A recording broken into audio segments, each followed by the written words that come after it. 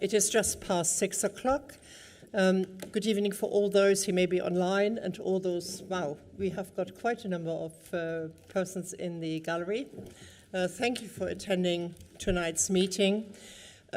Before we start, may I inform members, officers and the public that we are not expecting a fire drill today, but in the event of a fire alarm ringing, please do not exit via the lifts, but use the stairs via one of the main fire exits at either end of the chamber or the public gallery. I would also politely ask that you turn off your mobile phones and any other electronic devices or switch them silent. There's a special agreement between councillors and the chairman that if their mobile goes off, they're paying £10 to the chairman's charity. If you want to contribute, you're very welcome. So with that, I would ask you to please put it on silent. Can I clarify that for all items where a vote is required to be taken, this will be undertaken using the electronic device in front of you. I would also like to remind all members that should they leave the chamber during the debate of any item, they should satisfy themselves that they have heard enough of the debate to be able to vote in an instructive manner. Furthermore, I would also be grateful if all contributions can be concise. I'm fully aware this is our final council meeting in this municipal calendar, and but yet, please be concise and be kind to each other. Depending on the length of the time for our meeting, it is also important that should we break, councillors return to the meeting at the allotted time in order that we can promptly recommence the meeting. Finally, as notified to councillors prior to the meeting, I'm formally confirming my acceptance at today's meeting of one urgent item, the political balance on council committees following consultation with the monitoring officer and in accordance with meeting procedure rule 11. The urgent item has been accepted. As in each case, decision needs to be made prior to the next scheduled meeting of the council. I would now like to formally open the council meeting. With that, we have agenda item 1, apologies for absence. May I see Councillor Rowley, please? Thank you, Chair. I've got apologies from Councillors Henson, Partridge Underwood, Eakins, Jelly, Shacklock, Lavelle, Tye, Bone, North, Panday, Waters and Deering. Thank you, Councillor Rowley. Councillor Riley, please. Yeah, hi, good evening, Chair. I've got 3 apologies. Councillor Sims, Councillor McEwen and Councillor DL, please. Thank you. Councillor Fedorovich, please. Oh, thank you, Chair. No apologies from the Green Group. Also, apologies for being a couple of minutes late. I had some bad traffic. Thank you. Councillor Griffiths, please. Thank you, Madam Chairman. Just apologies from Councillor Ken Harrington, who's still on holiday. Thank you. Thank you. Are there any other apologies that need to be recorded? Councillor Allibone. Thank you, Madam Chairman. I couldn't quite hear Councillor Rowley's roll call there, but Tom Partridge Underwood gave his apologies. Yes, I think that was covered. That was recorded. I didn't quite hear it. Thank you. But thank you. So, have Democratic Services received any other apologies? No, there are no more, Chair. Thank you. Thank you. With that, we turn to agenda item 2, the declarations of interest. Are there any declarations, please, that you wish to make? I take that as a no. We go to agenda item 3, which is the Chair's announcements. I have had a nice, busy month, 10 months of my tenure. And it is, as I said before, been an absolute privilege to serve the residents, about 365,000 residents of North Northamptonshire. I have tried very much to get to know a lot of them. I think I've been quite successful in 200-odd engagements, and I will continue until I hand over on the 22nd of May. Because as was mentioned in the previous council meeting, Councillor Smithers and I are the only ones who will stay on we will be the last, and we will hand over by our constitution to the actual new leader of the council at that point, and me to the new chairman, whoever that may be. And but I've had a great time. I had hoped that one of our staff would be here this evening. Last week I attended the annual meeting of Teamwork Trust, and 2 awards under others were given to Northamptonshire Council. One was for myself, for my fundraising and supporting them, and the other one is entitled Northants Council's Parks and Heritage, and it is to Lloyd Baines. And he has done, from what I understand from Teamwork Trust, a most wonderful work with Teamwork Trust, and this is the award that has been given, and we will make sure that it will be handed over by myself and I think it's Councillor Harrison, where that falls into the portfolio, and we'll make arrangements for that. But it is wonderful when you go out somewhere and you hear all these brilliant stories about our staff, and that's what it's all about. So apart from that, we have met many, many volunteers in all different organizations, and without volunteers, we would be absolutely nowhere. And I'm very grateful for that. I think I mentioned last time, Graham and I went out to see the waste or refuse teams. It was nice and early, 6 o'clock in the morning, different time for me. But I look forward to several more engagements that we will have. And one of them, obviously, is this Sunday on the 9th of March at the Castle Theatre. At 4 o'clock in the afternoon is my last concert for Teamwork Trust. All profit will go to them. The tickets are selling really, really well, and I'm absolutely thrilled with that, with the support given to them. And then I go out with a bang, as I call it. We have, on the 13th of March, a fully sold out dinner, Chairman's Dinner for Teamwork Trust again. And at this point, the aspiring chefs of Tresham College will cook for us. And it will be, I know, an amazing evening. And it is not just that councillors are there. We have got businesses there, people from all different walks of life. And I really, truly look forward to seeing people. We had 44 tickets, and they just sold like hotcakes. So it's really good. But most of all, I would like to thank you all. Some of you may not be there on the 22nd of May, and I would like you to have my gratitude. I'd like to thank you for electing me in May last year as your chairman. It has been an absolute privilege, and I would like to thank also our officers, and especially Alison, the PA, who's been absolutely wonderful in her support, but it is everybody. I have had a lot of dealings with our legal team, and as we are coming to the legal team, we are saying goodbye to Sanjit. It is her last full council meeting, and I would like to say thank you very much for all your support. It has been greatly appreciated. Can we have a round of applause for Sanjit, please?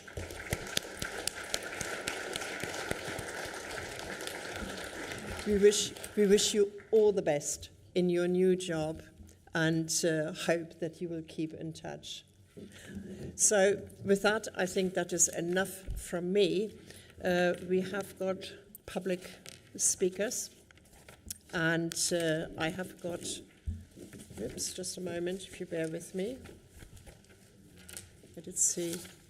We have got the public statement from Mrs. Brannigan. Sorry, leader's announcement. I do apologise. Councillor Smithers, how can I forget you? Well, Madam Chair, thank you very much for that.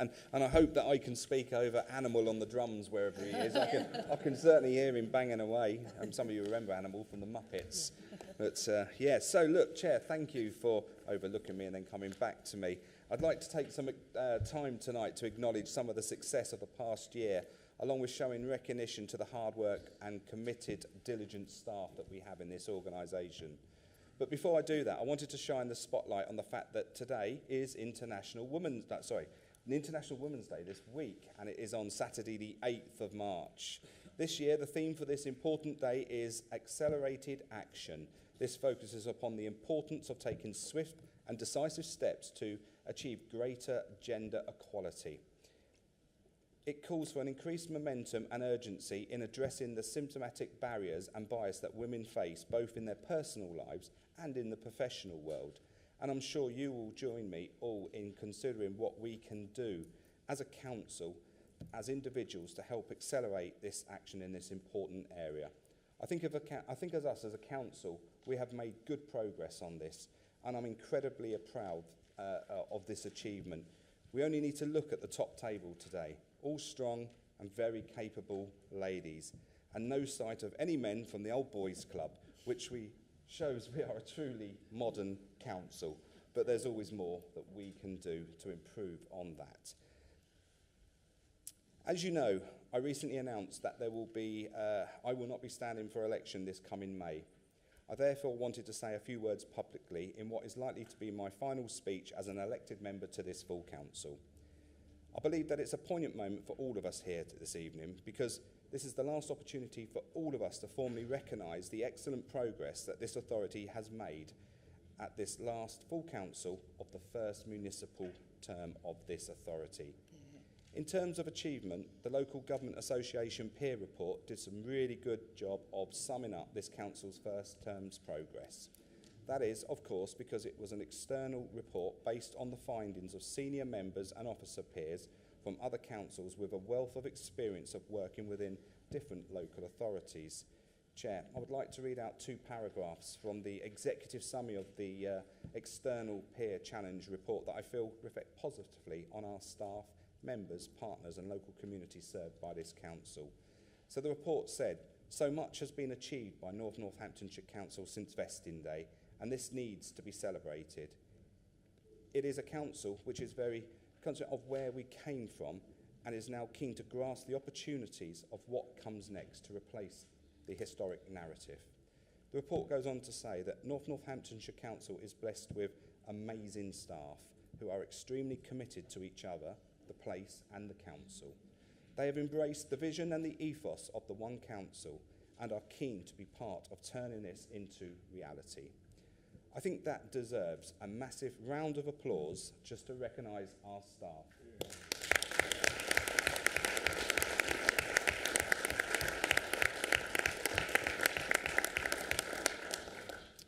As further evidence of this achievement, I was very pleased to see the recent news that the Council is a finalist in 3 Local Government Chronicle Award categories this year.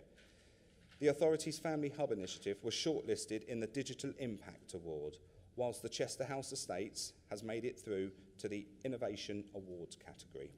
The Council's Public Health Service has also made the final of the Flagship Sector Awards in the Large Team of the Year, recognising the hard work and commitment to improve people's health and well-being. And a massive well done to Jane Beffier and her team on this, because it's really quite some achievement.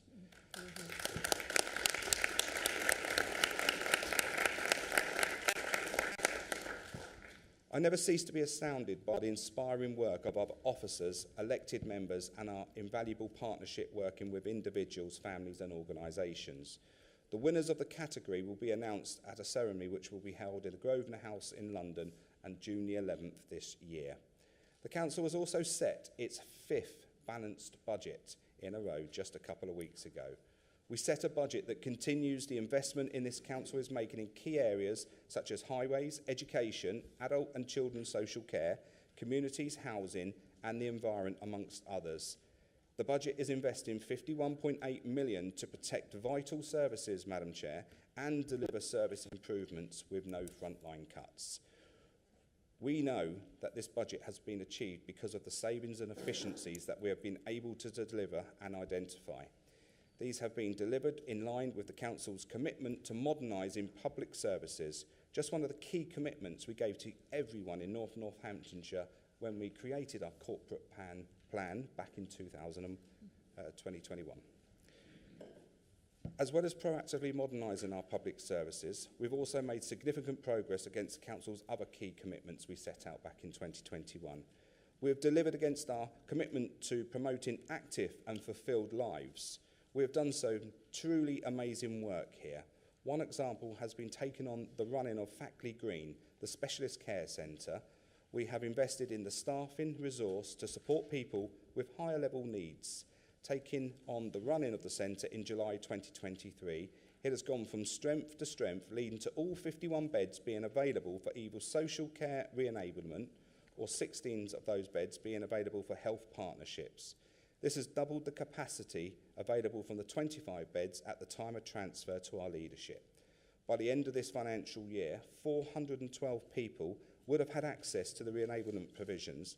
As a result of this ambitious decision and investment, there has been a 7.6% reduction in the number of placements seen in independent residential care provision.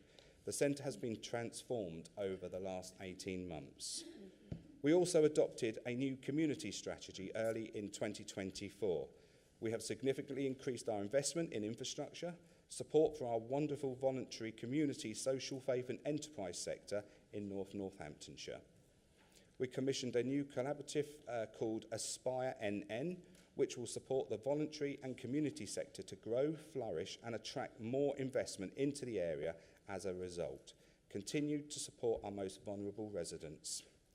We have made excellent progress regarding our commitment to deliver better, brighter futures for those who make Northamptonshire their home. For example, we have extended our partnership with creating tomorrow's Special Educational Needs and Disability College at the Chester House Estate.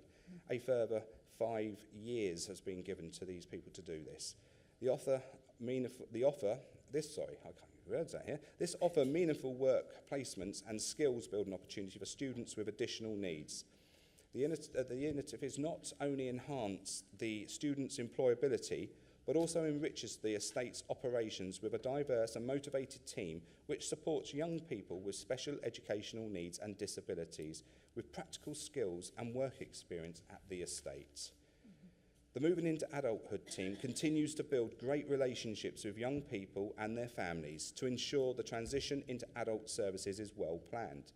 This includes building links with local schools and education facilities. Well-planned transitions support greater independence and helps the raising of ambitions, which also reduces the reliance of expensive support services, Madam Chair. We have recommissioned our 0 to 19 public health services, developing a model that will integrate with family hubs and support children and families across Northamptonshire. And through our commitment to ensuring safe and thriving places, we have worked with partners and businesses across the area and developed a new visitors economy strategy. Collectively, we have been awarded an LVET, which is the Local Visitors Economy Partnership status by Visit England. That is an amazing achievement by our team that's worked hard on that. We will enable us to attract more inward investment and promote tourism in the area, which will be great for our local economy. The Council has developed very positive relationships with the Bedford College Group. We know them locally as Tresham and Northampton College.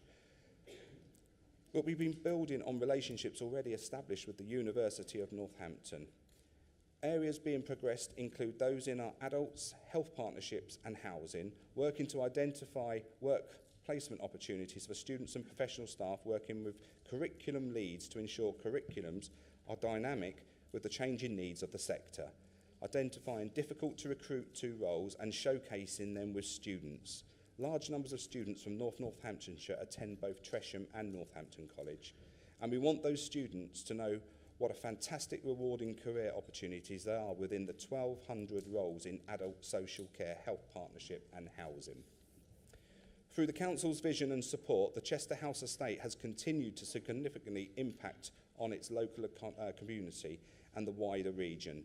Financially, the estate is a standout success, generating just under £2 million in revenue, a remarkable increase from the original projection in the business plan back in 2021 of £180,000.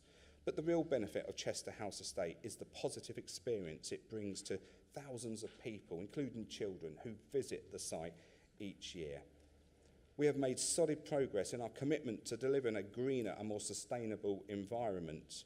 We have secured £420,000 of local authority treescape funding for the planting and aftercare of 1,200 standard trees across the area. Standard trees not being the little whips, but the more matured ones. During the planting season, we surpassed our goal for tree planting with over 10,000 trees going into the ground across Northamptonshire. We have worked collaboratively with stakeholders on the Northamptonshire climate strategy to prepare Northamptonshire for net zero by 2050. We have also been working on the Northants local nature recovery strategy, which will be published in the coming months. We will be one of the first councils in England to do that. So we are really leading the pack on that front. And if you consider how new this council is and how established some of the other councils are up and down the country, Madam Chair, that's no small feat. We have continued to invest in improving the efficiency of our own housing stock. By the end of this financial year, we would have included installing over 350 highly efficient boilers, upgrading glazing in over 35 properties, fitting GRP composite entrance doors to over 272 properties, fitted external wall insulations to 10 properties, cork render to 4 properties, and fitting new roofing with associated loft insulation to benefit 58 of our properties. Not only does that contribute to improving the environment and reducing the carbon footprint of the council's housing stock, it also significantly improves the families' lives in Northamptonshire, enables residents to reduce their costs on their utility bills. And lastly, and by no means least, in terms of our commitments, we have ensured that our communities relate to one another. For example, we have further embedded our network of 7 local area partnerships across Northamptonshire, where local stakeholders are working together to identify and address issues raised by our communities at a ground local level. This has led to investment in projects such as community transport, volunteer networks, community youth clubs, along with a range of associated events. Our Moving Forward with Place programme refreshed our focus on how we connect with people and with care and support their needs in the local communities to meet and better their outcomes. We have worked collaboratively and collectively across the political divide. A great example of this has been with the Big 50 vision for Northamptonshire. And the Big 50 vision, as I always said, it was not a political thing. And I know my colleague just across here has been a massive advocate of that. The board has now been established, the new Place Board, and it's had its inaugural meeting in January this year. And I would like to take this opportunity to say congratulations to Laura Jane Rawlins, MBE, from the Youth Employment UK for being elected the chair of the Big 50 board, and to Robert Webbing-Jones, who's an absolute local hero, he really is, from the Bedford College Group, for being elected the deputy chair. His passion and his dedication to the youth of our area is second to none. This clearly demonstrates that the Big 50 is a place-based initiative and not a council one. The Big 50 board will now work to drive the Big 50 forward with contributions from organisations across this area, including this council. Over the last year, this council and its staff and elected members have delivered many, many great things. And I'm sure you would all agree that this has been no easy feat. And when I talk about elected members, I talk about everybody in here. We all come in here and we all work for our residents. This council's achievements have been the result of hard work, commitment and dedication of our staff who have worked tirelessly not only to make our budget a reality, but to deliver on the many services, and our budget and making it a reality. But to deliver the many services we provide, no matter what the challenges that we face, they work hard day in, day out to make that work. So I'd like to end this address by making a more personal statement. It has been an absolute privilege and honour to be the council's first leader and to serve everybody in Northamptonshire. The council has made excellent progress on the achievement of its big ambitions, and it would be wrong for me not to acknowledge, obviously, our first CEO, Rob Bridge, and, of course, our excellent George Candler, and, of course, the shining beacon of this authority and her infectious laugh, the brilliant Adele Wiley, who I am certain will continue to deliver so much excellence, so much passion, and so much motivation to move this authority forward over the coming years. It has been great to be part of this team, and I have absolute pleasure and honour working with all elected members, staff, partners, and of course our local communities who are at the centre of everything that we do in this chamber. I feel alongside my fellow executive members, we have helped get this authority off to a solid start. I would like to say a very special thank you to my group who have supported me along this journey, and of course to Councillor Howe. I can't help myself. It's a still old joke. Councillor Howe, absolutely, my deputy leader, who has always been at my side to help me through the difficult times that leaders often face. Some of you who have had senior roles will understand that being a senior leader with any organisation can be sometimes quite a lonely place to be. However, as they say, behind every successful man, there's usually a strong and determined lady.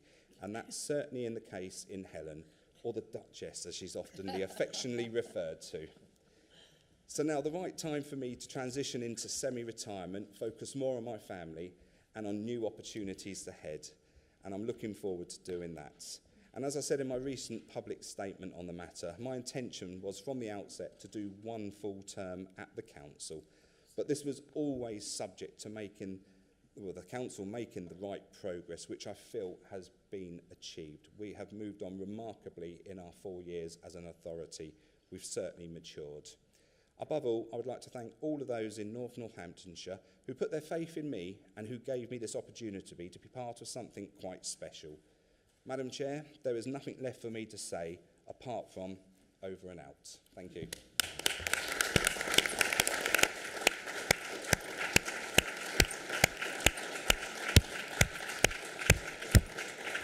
Thank you, Councillor Smithers. You are leaving wonderful foundations behind when you leave this council, and hopefully you will leave it in very good hands going forward. You have achieved so much in your 4 years, and so often the press never reports about the good things that have been achieved by this council jointly, any political group, and I think most of the time we have worked very well together. And I truly hope that the future will look like that as well. But thank you for everything you've done, Jason. So, Councillor McGee, did you want to say something? Okay. Chair, if I may, it's been left to me because probably I've known Jason before we came here. And I know we've not always seen eye to eye, especially on policy. I think that goes without saying. But I just want to say thank you. You know, everybody, I believe, that gives up time to serve their community in any role deserves the appreciation of all of us and their community. And you know, we have had a lot of banter across here, and it has been helpful in my own community at times. And it's a hard job, taking control of a large group like that and trying to keep them all together and run a council. And I do appreciate that it's been difficult, and we've tried our best to help, and sometimes we won't always agree, and moving forward we still won't always agree. But I just wanted to say personally, and from everybody behind me hopefully, that we do appreciate what you've done, and we wish you all the best in the future.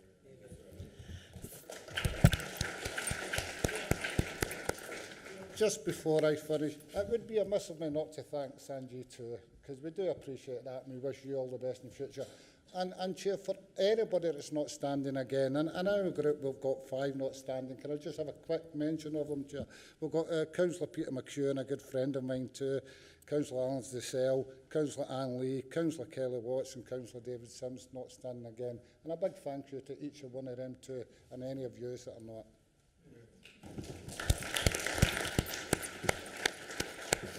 I think that works both sides. I look forward to my retirement. And after 22 years as a councillor and 36 years in politics, I feel I deserve a break. I might change my mind before the elections, who knows? But at the moment, we very much look forward, because we will be moving house and we will be very, very busy packing up and moving into a different direction and going into the Kettering area. So Wellingborough will be bye-bye. but new ventures.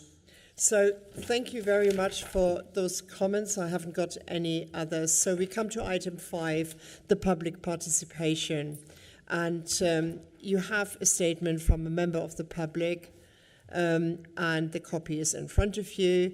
Could I please see Teresa Barnigan to read her statement, and you will have 3 minutes. Thank you very much. Thank you. Thank you, everybody. While there is a national need for more housing, we are continually hearing and reading that resource is an issue at the council. Planning applications are frequently approved with multiple conditions. However, how can these be effectively monitored and enforced when there is a lack of resource? S106 agreements are similarly not monitored and enforced, which negatively impacts existing residents, infrastructure, and the council itself. Service level agreements are not being met, leading to residents feeling ignored. The public is often pushed from one department to another with no single entity taking ownership, creating a sense of frustration and abandonment among residents. High-profile cases, both past and present, have unfortunately made the council appear inept. Public confidence in the council is currently low due to frequent errors and misinformation.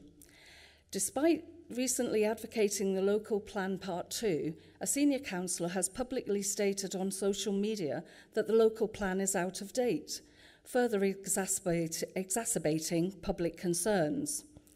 To regain trust, the council must prioritise collaboration with local communities. How will the council ensure that residents are consulted throughout the planning and delivery stages of further developments? How will the council make sure there is a clear focus on community engagement and address local concerns? While the intentions may be to do the best for the town, I fear the council has lost sight of the people. It is imperative to re-establish a meaningful dialogue with the community to ensure that their needs and concerns are genuinely addressed with urgency and transparency. Thank you. Thank you, Mrs. Barnigan. If you wouldn't mind going up towards the gallery, please. Thank you very much for your contribution. It is appreciated. So we come to public questions, and I can confirm that we have 3 public questions for this meeting from Oliver Richmond, Nick Shaw, and Chris Ashton. Mr. Richmond and Mr. Shaw are unable to attend the meeting tonight, so the questions and answers have been circulated to you all and now are published on the website, and I shall take both as read. May I please see now Mr. Chris Ashton to ask his question, please, and you have 3 minutes as well. Hi, good evening, thank you. Jen Kitchen MP for Wellingborough and Rushden is doing some important work around youth safety. The inclusion of young voices in this has been vital. Will the Children, Young Persons and Education Scrutiny Committee examine council support to private youth organisations, and will young people be given a say on the issues affecting them? Thanks. Thank you, Mr. Ashton. Could I ask Councillor Graham Lawman to answer that question? Thank you. The answer is printed, and I'll leave it as written. Thank you. Mr. Ashton, sorry, did you have a supplementary question for us? Okay, thank you very much. Right, with that, sorry, just a second.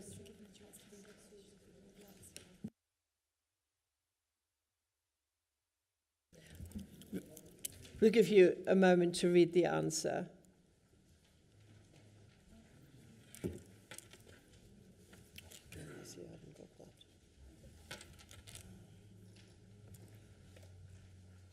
Councillor Fedorovich, I can't hear you.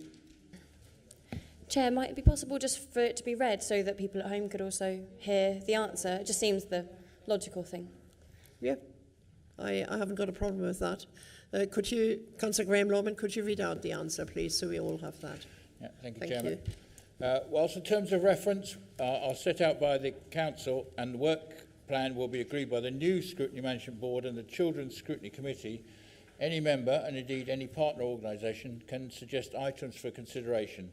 We fully recognise the importance of youth engagement in shaping services that impact their lives. We can confirm the committee will be able to examine how the council supports private youth organisations, ensuring that provision aligns with the needs of young people and the wider community. Furthermore, we remain committed to embedding the voices of children and young people in our work. We will continue to develop meaningful opportunities for them to contribute to discussions on key issues, ensuring their perspective influence policy, service planning and safeguarding efforts. Witness our work on the Youth Parliament recently. We value the ongoing contribution with partners across education, health and community sectors to strengthen youth engagement and improve outcomes and opportunities. Thank you, Councillor Norman. Mr. Ashton, did you have, following that, did you have another question or a supplementary? No? Okay, thank you very much. I can confirm that I've not received any petitions. And we go with that to the executive presentations. Are there any from the executive? I don't think so. I have had a request to vary the order of business, though, for tonight. And the request comes and will be addressed by Councillor Smithers.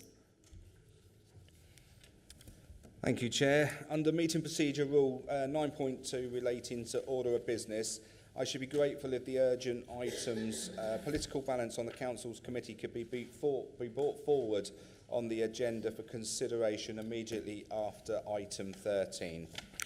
Thank you. I will accept that request. We will now move to the substantive items on the agenda. May I remind members that following items being moved and seconded, you should register your wish to speak to open the debate by using the microphone unit, please. So with that, we go to agenda item 7, the Pay Policy Statement 2025. Please may I see Councillor Smithers to present and move this report. Thank you very much, Chair. This is a legislative requirement for the Council to publish an annual pay policy statement by the 31st of March each year. The pay policy statement sets out the Council's approach to setting its pay of its directly employed workforce for 25-26. The core requirements of the statement are that it must set out the Council's policy relating to senior salaries, remuneration and pay multiples. There are no significant changes to the pay policy statement from the previous year. Members will note that all salary data will be updated in line with the 2025 pay awards once this is agreed nationally. Members will recall that as a new authority, NNC had to implement a new pay structure and terms and conditions. New employees or those who changed roles internally were moved on to these, but a large amount of employees still remained on the protected terms and conditions of their legacy councils. To ensure equity across our entire workforce, all colleagues have or will have the opportunity to move on to North Northamptonshire's terms and conditions, should they choose to. This has been a positive opportunity for many colleagues, but it has had a particular positive impact in the adult social care. After the first phase of voluntary movement onto NNC terms and conditions, we have 74%, which is over 2,000 employees, Madam Chair, on the Council's pay terms and conditions. The second phase is due to be completed in June 2026. Following this, there will be an annual opportunity for any employee who chooses to remain on their protected terms and conditions to voluntarily move onto the North Northamptonshire Council's terms and conditions, should they wish to do so. Chair, I'm going to take this opportunity whilst we're discussing the pay policy to recognise our fantastic efforts towards gender equality. The gender pay gap is a reflection of the number of females that are in each pay and grade and their reflective positions on the pay scale, and this is a great indication of the movement towards gender equality. This year, our median gender pay gap figure was reported at 1.8%. This has more than halved year on year since our first report in 2022. It was 9.2% in 2023, and it further reduced to 4%. Another big decrease to 1.8% is really positive. Reducing the gender pay gap is a legal requirement, but it also helps to create financial independence for women in providing equality of opportunity. And I'm proud that we are creating more and more opportunities for equality through policies such as flexible working options and having part-time roles opportunities, especially in the upper bands. Just to point out our figures in context, locally, the North Northamptonshire labour market, the gender pay gap is 19%, and our nearest neighbouring council have reported theirs at 13%. My ambition was always to be an employer of choice within this organisation, and this very much feels like we are on the way to achieving it. I therefore approve the recommendations in the report, Chair. Thank you. Thank you very much, Councillor Smithers. Could Councillor Bill McElhinney please second it? I second the motion, reserve the right to speak. Thank you. You are absolutely right, Councillor Smithers. I omitted earlier on, we had a couple of days ago, we videoed a session between female staff, and our chief executive was there, our monitoring officers and legal officers, and various members of staff, HR and so on. I was privileged as a councillor, I was invited, and the pay gap was one of the features where everybody was so immensely proud of, and I think, if I'm right, it's 1.2%, which is just absolutely amazing. And congratulations to our staff for working so hard to achieve for us this particular matter. So with that, I open the discussion. If anybody wishes to speak, nobody is registered yet. Give you a moment to think about it. If not, we'll just move to the vote. Did you want to add anything, Councillor Smithers, as you have the final word? Well, no, just to acknowledge the words that you said, Councillor Lorman, Madam Chair, and again, I fully support this, and it's fantastic news for North Northamptonshire, and I very much hope that the local press pick up on that impressive figure. Thank you, Madam Chair. Thank you. Councillor McElhinney, would you reserved your right to speak. Did you want to add anything? No? It was the wrong way around anyway. We're at 1.8%. It was the wrong way around. I've got this déjà vu feeling, I think. So with that, we will move straight to the vote. If you would use your system in front of you, it should come up any minute. The vote has now begun. Mine doesn't.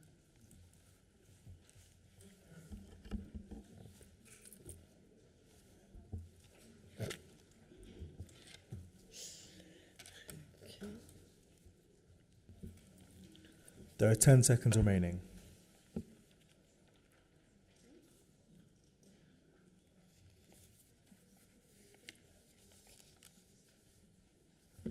The vote has now ended. The results are as follows: 58 for, 0 against, 0 abstentions.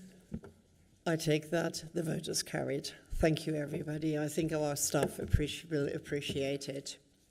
With that, we will move to item 8, the Northamptonshire Children's Trust Annual Review and Annual Report 23-24. May I please see Councillor Scott Edwards to present and move the report. Thank you, Madam Chair. This is the annual report of the Northamptonshire Children's Trust. This report is full of statistics, personal statements and examples of where the Trust is supporting our children, and I'm sure you've all read the 200+ pages. Despite national challenges like increased demand, staff pressures and financial constraints, the Trust has had another positive year. Their continued dedication to supporting our children and families is there to see in this report, and I would like to put on record a huge thank you to Colin and the team at the Trust. Throughout 23-24, the majority of key performance indicators were at or within tolerance. Compliments have continued to outweigh complaints amongst staff and families. And those KPIs that are not doing so well have been worked on, and we can already see improvements happening this year. You will see the various different inspections and showing significant improvements and well on the way to getting a good or better at the next ILAC. In particular, you will see the Ofsted fostering report, which graded the Trust as good, previously being inadequate. This is a true testimony to our amazing foster carers and the team around them. The quote from Ofsted said that overall children are settled and make good progress. Many children remain with their foster carers for many years and into their adulthood. Since the last inspection, there has been more proactive response in supporting foster carers in continuing to care for children during periods of instability and challenge. The adoption team remain good, and again, a lot of work has gone into supporting adoption. They continue to be with the Regional Adoption Alliance and have a prominent partner role within this, ensuring our children achieve emotional, physical and legal permanence, growing up in loving homes with adults who provide them with a strong sense of security, commitment and identity. It's important for a child going through the adoption process to know their background and to understand their life story. More work has been put into this therapeutic life story, which takes in the child's views and feelings. Groups and sessions have been set up to support children going through the same situations. And one family are quoted as saying, "Jay loves coming to these things. He did not realise that so many children were adopted, and although sometimes he finds it hard to make friends, in that group he seems so much more confident." Madam Chair, early help is an important key to supporting our children, and so far we can see this really happening. And I'm proud that our council are actively making this happen, and it's absolutely right that we work together on this. Work is going well on supporting our youth justice system, and I'm really pleased to see the reduction in the reoffending rate of young people. Programmes such as the Turnaround Project has successfully been implemented, supporting families and young people at the risk of offending. The safeguarding teams are working well, and the restructuring of the MASH front door is working well, as is the exploitation hub based at the Criminal Justice Centre. The Trust work well with their partners, commissioning vital services and supporting our children with things such as short breaks, mental health and well-being support, children with disabilities, and the feedback from the partners is positive. Of course, the Trust has some way to go, so you will see that in the report their self-evaluation is open and honest, and that there are areas that they do need to improve on. There are plans including in this to support these and lead to more positive news. The Trust has always been open and honest and attended scrutiny when asked.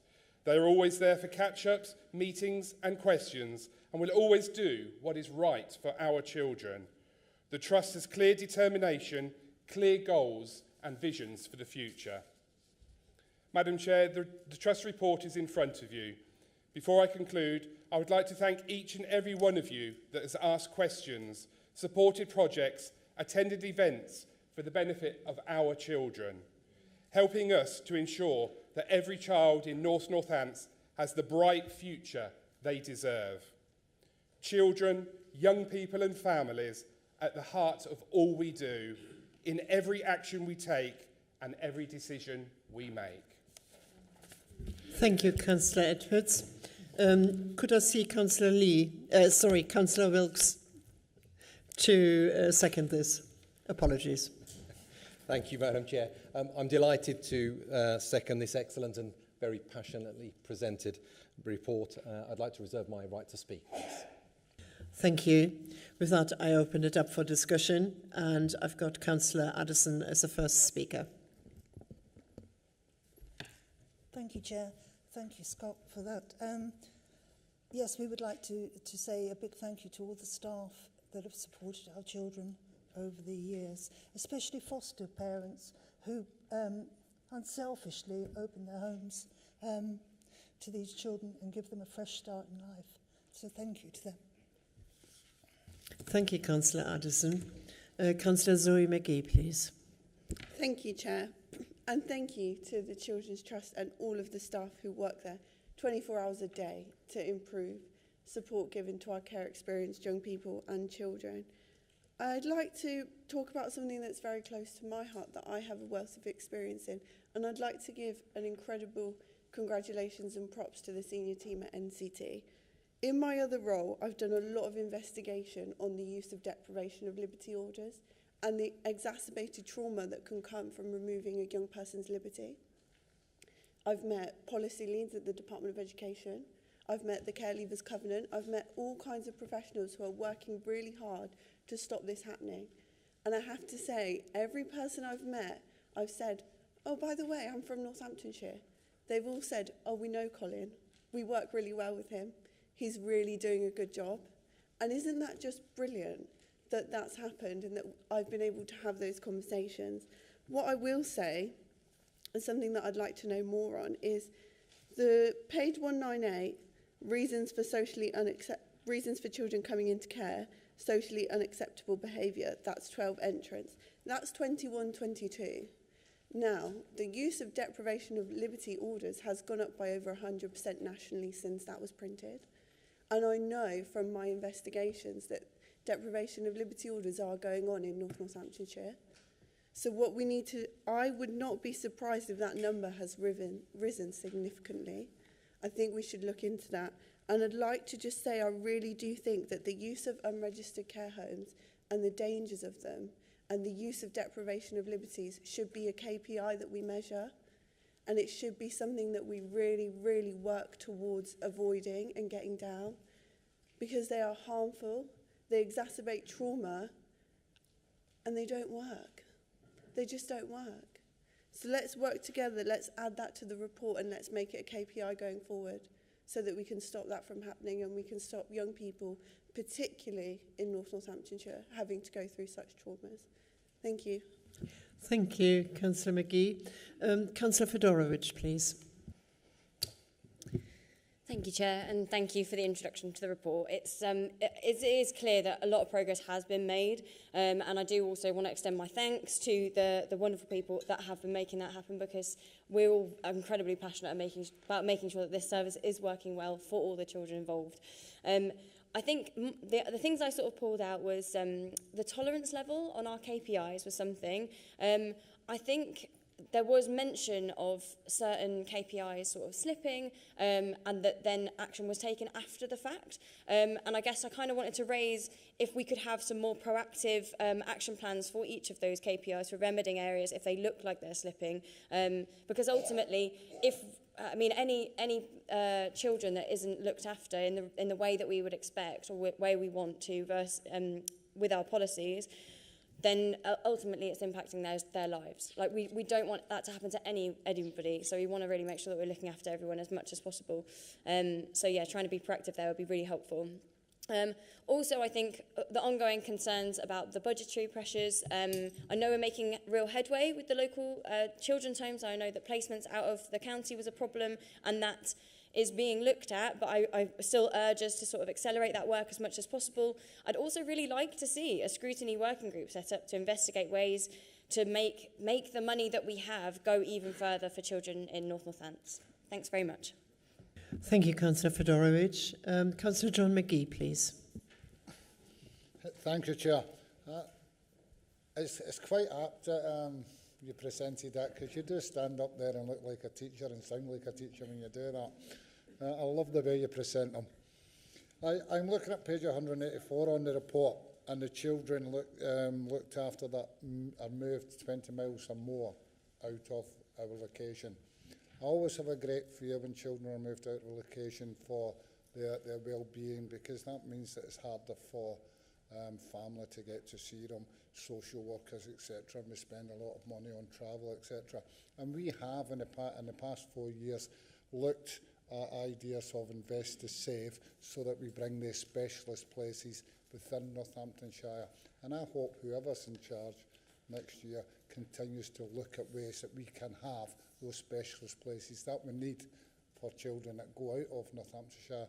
We have them in Northamptonshire, and we invest in that in the future, because in the long run it saves money and it helps our children. Thank you, Councillor McGee. Councillor Jason Smithers, please. Thank you, Chair. What a fantastic report. And I just want to pick up on the absolutely fantastic work that the Northamptonshire foster carers do.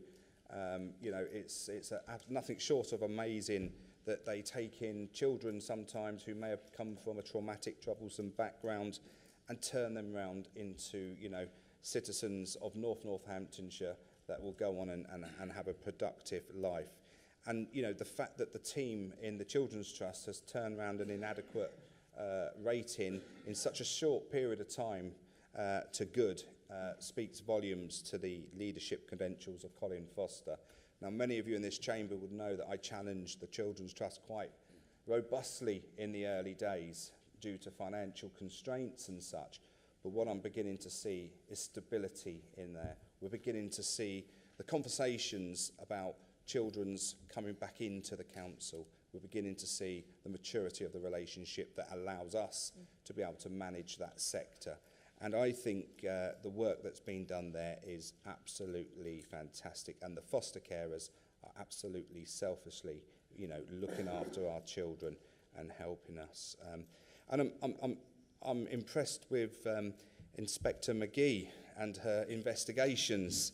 She has obviously found something that I think creates a valid point about having a KPI that is monitored by the executive and council as a whole. And I'd be happy for you to send that information to myself or Councillor Edwards to work with the Trust and Charisse to look how we may look to incorporate that in the up-and-coming new term of this council. You know, and also, there's been an absolute reduction in the front door activity through new techniques that are absolutely working. And, you know, we have a digital offering that's available 24/7 as well, so people can get in contact in the middle of the night if baby's playing up, just families that are struggling generally. It's a fantastic offering that we've managed to bring here at Northamptonshire. And, yeah, Councillor Feredovich, a scrutiny working group to be set up. We're doing that later on today. If you look at the agenda, we're looking at bringing in a scrutiny specialising around children's, and of course the Scrutiny Management Board will work out how and that will work and what sort of things will be looked at to start with. But again, feed that in at the end of this when, you know, in the new administration to be able to look to work towards getting what it is you're trying to achieve with your ideas there. But wholly accept this report and commend it. Thank you. Thank you, Councillor Smithers. I have no other speakers registered, so I would like to move it. It goes back to Councillor Wilkes. Did you want to add anything? Thank you, Madam Chair. It's been lovely to hear so many genuinely positive comments this evening about the excellent annual review and the children's service that we deliver in this authority. It was, as has been mentioned, a lengthy report, but how refreshing it was that it was also such a hugely positive one. I'm sure we're all especially pleased to see that the children's voices were heard loud and clear. They resonated constantly throughout those 260 pages. And so I think we can all be proud, everybody can be proud, because of course this is a collaboration between the Trust and the councils, and we can be proud of the service that we deliver, and especially of the move to a good Ofsted report. Overall, it has a genuine feeling of improvement coursing throughout it, and so, Madam Chair, I'm absolutely thrilled to second this. Thank you, Councillor Wilkes. Councillor Edwards, please. Thank you, Madam Chair, and thank you for all the positive comments. And Councillor Addison, about the foster parents, absolutely right. They are absolutely amazing people who selfishly take on children, and they live there for years and years and into adulthood as well. And I know they continue representing there. And Councillor McGee, yeah, absolutely. Unregistered care homes, it is being looked into because we need to have our own care homes. You'll know that we've put a financial plan forward to build our own care homes here in Northamptonshire. And that goes to the other Councillor McGee. Absolutely, keep them in Northamptonshire where we possibly can. There are some reasons why children in care have to move out of the area that they're from, but ultimately it's the best decision to keep them within their school, within their friendship groups, within their local networks. So I fully support and move this report forward. Thank you everybody for the positive comments, and I look forward to hopefully working with the Trust again later on in the year. Thank you, Councillor Edwards. So I would like the positive report has been moved and seconded, and we'll move it to a vote now. Please use your electronic devices in front of you when the fields come up. The vote has now begun.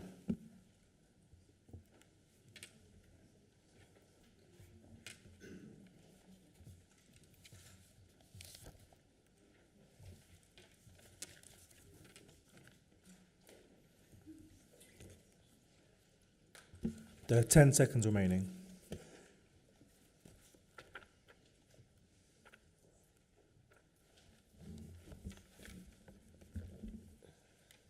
The vote has now ended. The results are as follows. 58 for, 0 against, 0 abstentions.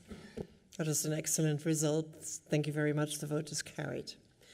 With that, we turn to the next item, item 9, the Northamptonshire Children's Trust Business Plan for 2025, 2026 to 2028-29. May I see Councillor Scott Edwards, please, to present and move the report. Thank you, Madam Chair, and I'll try not to present it like a teacher because I'm not a teacher. So good evening. This report sets out the Northamptonshire's Children's Trust Business Plan for 2025 to 2029. This plan reaffirms the Children's Trust commitment to ensuring that every child in Northamptonshire is safe, supported and given every opportunity to thrive. The plan is not just about policies or targets, it's about real, tangible change.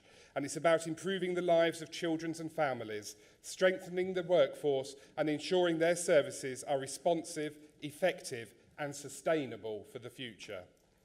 The Trust's strategic priorities are strengthening early intervention and family support. We know that the earlier we intervene, the better the outcomes for children and families. That's why they will be investing in preventative services, ensuring families receive the right support at the right time, before challenges escalate. Enhancing our workforce and service quality.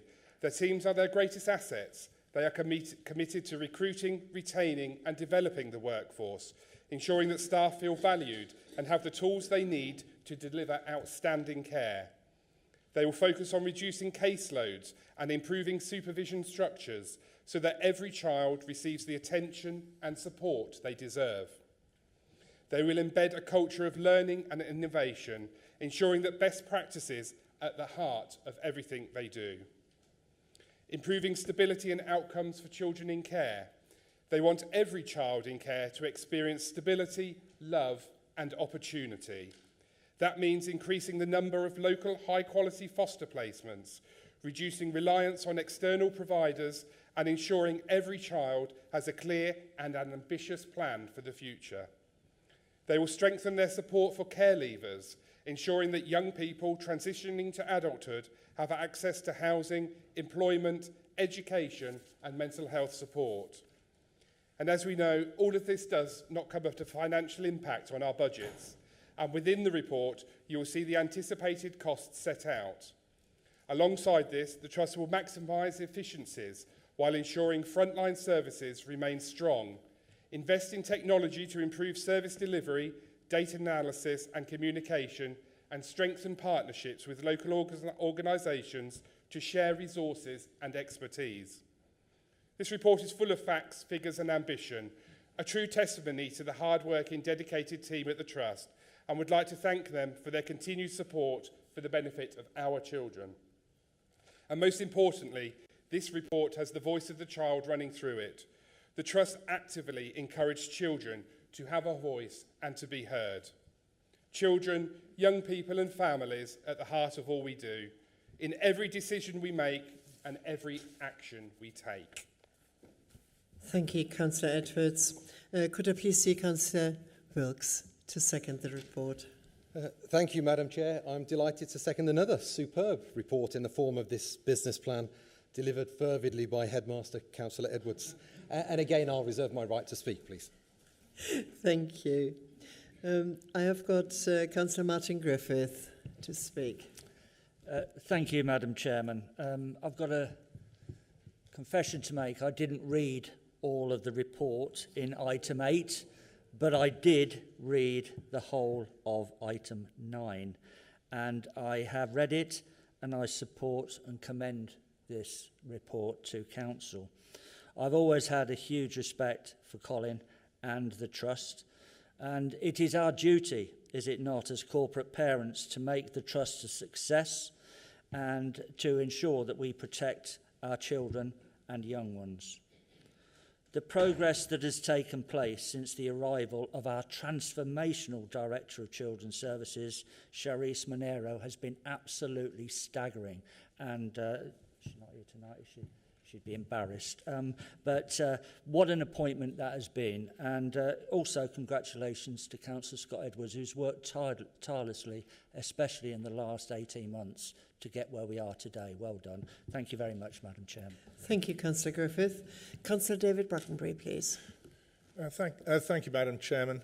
And I absolutely welcome this second report because it shows that the Children's Trust isn't just sitting on their laurels, they are actually moving forward and keeping up the excellent work which has been so well articulated by Councillor Edwards. I'm particularly interested in the section about care leavers because kids go through the system and then at some point they become adult and they sort of start to leave that system. And it is so important that we support them all the way through that transitional phase until they become full adults and move ahead, hopefully by themselves in a profitable, in a promising future. So just keeping an eye on where the system begins, how it continues and where it ends is so important. And lastly, Madam Chairman, I would simply say it is such a pleasure to have complete cross-party support on this document, this important vision, these important policies. We are, all the councillors in this room, are corporate parents, and it's absolutely wonderful to be working together for the benefit of all these young people who are affected by the Children's Trust. And thanks again to Colin Foster, the team, and all those who've had anything to do with supporting this incredibly important initiative. So, thank you, Chair. Thank you, Councillor Rockenbury. Councillor Lynn Buckingham, please. Thank you very much, and I welcome this report. However, as with any report, you've just got to mind the gaps that are appearing, and children's mental health is one of those where I think that we'll all agree that more could be being done across the board. It's one of those areas where there are still waiting lists to get to actually see anybody. So whilst I welcome the report and I welcome any monitoring going on through, because obviously we've got a year's gap in between our annual reports and our business plans, just want to make a plea for that children's mental health, because that's really important and forms part of that early intervention stuff. Thank you. Thank you, Councillor Buckingham. I have no other speakers registered. Councillor Wilkes, you reserve your right to speak. Thank you, Madam Chair. For the second time this evening, it's been a pleasure to read such a positive, open and transparent piece of work. And for the second time this evening, one which has received unanimous cross-party praise. As a tech business owner myself, I was especially pleased to see that there was focus on recognising opportunities to invest to save, looking at those areas where we can not only enhance the services we provide, but where we can be more efficient by investing in new areas and adopting and embracing new technologies. It was a really comprehensive, detailed, forward-thinking business plan. Madam Chair, I'm delighted again to second and support this. Thank you, Councillor Wilkes. Could I see Councillor Edwards to have the final word? Thank you, Madam Chair, and I'm overwhelmed by the support and thank everybody. What is likely to be unanimous. I'm not predicting the result, but I don't think anybody is going to vote against, I hope. Councillor Griffiths, thank you. I absolutely enjoy what I do, and I absolutely love it, and I love seeing the children actually and making a difference for them. It's not just me though, there's a whole team of people, and you're absolutely right about Charisse. She's done an amazing job since she started, and I know she's on a half-day annual leave today, but I was still speaking to her at 4 o'clock. So I know that she's so dedicated to the role, and she is absolutely amazing. The care leavers, Councillor Brackenbury, absolutely. And you know, you sat on the executive when we talked about care leavers and care leavers flats and looking into how we can support them and transitioning into adulthood. And it really is positive that we are doing this and working together as a council. Page 21, Councillor Buckingham, of the report talks about children's mental health. But you are absolutely right. Children's mental health is on the increase. Early intervention is the key. If we can get it in early, capture it early, absolutely we can work with those children that are developing mental health issues before it escalates and goes further and further. So you're absolutely right. So thank you once again, everybody, for this, and I move this report. Thank you, Councillor Edwards, for your work and this superb report, and to Colin Foster as well for the changes he's affected to look after our children. And I've seen Charisse in action at a round table meeting with care receivers, with young people, and some of us corporate parents. And within a few minutes, she was able to engage with those young people where we have had problems talking directly to them. She's just got this ability to talk to everybody, and she is absolutely wonderful. So congratulations for her efforts as well. I have no more speakers, so can we move this to a vote, please, using your electronic devices in front of you? Thank you. The vote has now begun.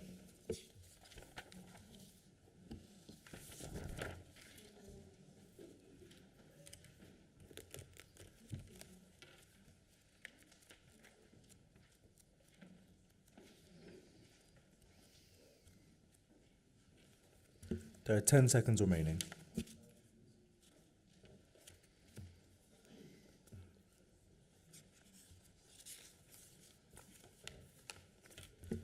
The vote has now ended. The results were as follows: 56 for, 0 against, 0 abstentions. Thank you. That is carried. I'm slightly surprised because nobody left as far as... Oh, yes, Councillor Riley has left, so there's one. Who else has left? Because we were 58 before. But whatever, it's carried. Thank you. We move over to agenda item 10, the LGA Peer Challenge scrutiny. May I please see Councillor Jason Smithers to present and move the report.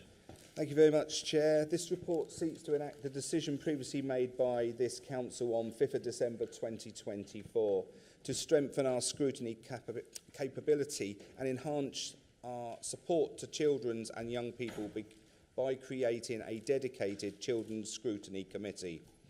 Members will recall that in September 24, the local government organisation, or association rather, joined the council to undertake a peer challenge. The LGA was complimentary of the council's work to establish a strong scrutiny process, but recommended that this council could be enhanced by the creation of a scrutiny committee that is focused on children and young people's agenda. This reflects the maturing balance as we went through the process with Northamptonshire Children's Trust. Building brighter and better futures is one of our 6 key commitments. We want Northamptonshire to be a place where our children and young people are cared for.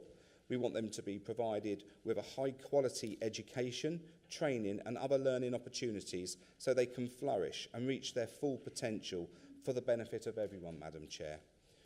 We are working closely with our partners such as the Trust and educating providers as well. We will ensure that children have the best opportunity to learn and fulfil their ambitions. Members' scrutiny is essential to this process, and the Children's Trust is supportive of the need to create a scrutiny committee that will address a whole range of our efforts to support our young people. The recommendation asks the Council to approve the creation of a Children's, Young Person and Education Scrutiny Committee to take effect from the 1st of May 2025. along with the necessary changes to the scrutiny procedure rules, which are set out on Appendix A of the report in front of you. There is one slight alteration to the recommendation, which is that the scrutiny procedure rules should come in effect from the 1st of May to align with the establishment of the new committee. This is being done in accordance with the previous decisions made by the Council. Thank you, Madam Chair. Thank you, Councillor Smithers. Could I see Councillor King-Laval to second it, please? Yes, thank you. Thank you, Chairman. I rise to second this motion, which I believe is a necessary and welcome step in strengthening our Council's scrutiny function. As a Council, we have the fund. Oh God, sorry, I lost my speech. I move to second this motion. I've lost my speech. Let's go. Thank you, Councillor Wald. If you were reserving your right to speak, perhaps I thought you were going to say that. Thank you. With that, the first one is Councillor Lynn Buckingham, please. Thank you very much. And again, I welcome this coming from both the peer review and some of the budget scrutiny sessions. There are, however, a couple of things that are not clear to me in Appendix A. As members of the new group wouldn't have a seat on the management board, which remains at 6 members instead of going up to 8 members. Wonder if that was a slight mistake, and whether or not they should have a seat at the scrutiny management board so that they too can plan their work plans. And actually welcome the new section on panels and the proposals there. We did discuss it briefly at the last Scrutiny Management Board, but welcome the inclusion of that. Thank you. Thank you, Councillor Buckingham. Just a moment, we were referring to your query with the, it's politically balanced, that area. Yep, and the monitoring officer will pick it up as part of the delegation, if that's okay, to make that amendment. Is that acceptable to you? Councillor Buckingham, is that okay? Yes. Thank you. With that, the next speaker is Councillor Andy Mercer, please. Thank you, Madam Chairman. Well, the first thing I would say is I welcome this change. We, up until now, dealing with children's education, Children's Trust, etc., has been spread across different scrutiny committees, and that always leaves an opportunity for things to fall in gaps, for things to not align with any one particular scrutiny committee, and therefore it wasn't picked up where it perhaps should have been. Having a dedicated scrutiny committee for this particular area is therefore highly desirable. As regards the details, I'm sure that the next iteration of the Democracy and Standards Committee will look at it and see how the system is working and perhaps make recommendations for changes if it seems that there are better ways of doing things, such as increasing the size of the Scrutiny Management Board. Having said that, this is an interesting innovation for this council because until now scrutiny committees have been not aligned with specific portfolios, whereas this is. That's interesting, and I think it's a very good idea, but it is an innovation. Thank you, Councillor Mercer. Councillor John McGee, please. Thank you, Chair. I am missing the input from my missing friend Jim there when it comes to scrutiny. I hope he's well.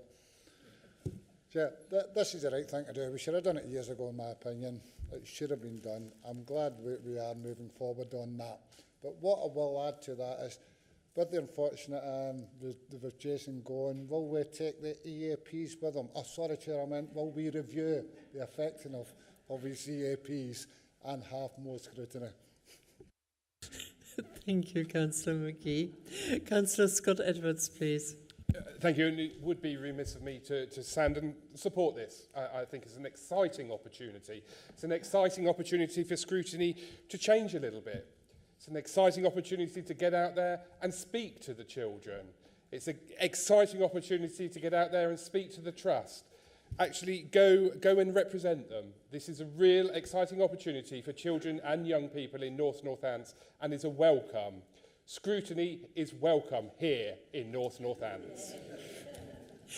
Thank you, Councillor Edwards. Sorry. The next one would be Councillor Laval, as you reserved your right to speak. Hopefully this time I don't lose my speech. Thank you for the tips. So yeah, I think it's, sorry.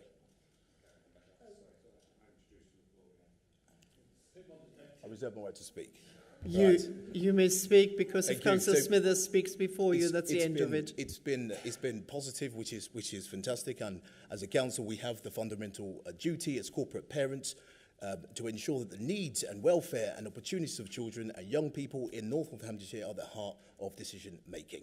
And as chairman of the Health and Education Scrutiny Committee, I've seen firsthand how much time and focus health rightly demands in our meetings. The volume of the agenda items related to health alone, along with a substantial forward plan, leaves little room for children's services and education, the thorough and dedicated scrutiny they require. While our officers and members do their best to cover all topics, it's clear that children and young people deserve a more focused approach. So yes, I move to second this item. Thank you. Thank you, Councillor Laval. Councillor Smithers, please. Thank you, Chair. I got a bit button happy there, I'm afraid. So I just wanted to pick up on a couple of points. Councillor Mercer, you mentioned that the scrutiny has not necessarily been in line with the portfolios. I disagree with that. They are invertedly linked within the portfolios of what we're doing. We've got a health scrutiny that links very much into Mrs. Mercer's portfolio. So I'm not sure how you missed that one, but I'm sure she'll sort you out later on that and put you absolutely right on that. But Mr. McGee, gosh, you've not been reading your reports. 5.7 clearly articulates what's happening to the EAPs in there, but I'll leave you to have a look at that. But thank you, Madam Chair. Thank you. It's lovely to hear there's a lot of scrutiny in this council, and long may it last. I have no other speaker registered, so if you can move it to the vote, please use your electronic system in front of you when the vote appears. Thank you. The vote has now begun.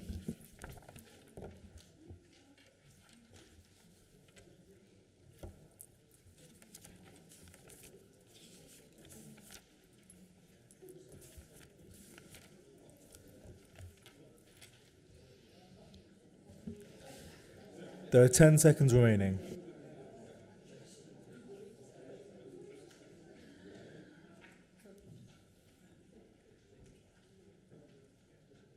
The vote has now ended. The results are as follows: 57 for, 0 against, 0 abstentions. That one's, sorry, I'm not quite sure what. Sorry, Councillor Howell, I can't hear you.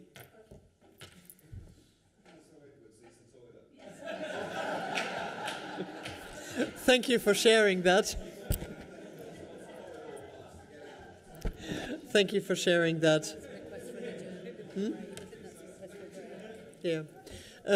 If you're all okay before the next item, audit and governance, if we have a short break, so Councillor Howell can go out.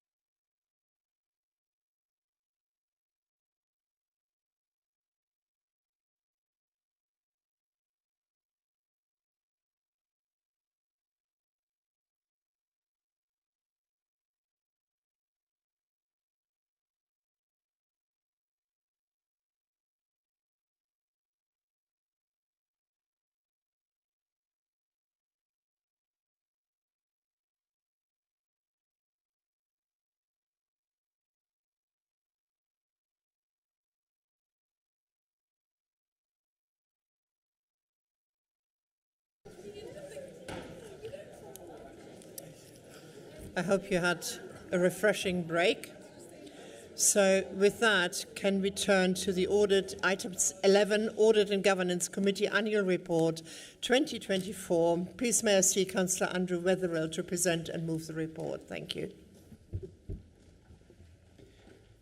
Thank you, Madam Chair. I'm pleased to propose item 11 to approve the Audit and Governance Committee Annual Report for 2024, being the year ended the 30th of September 24.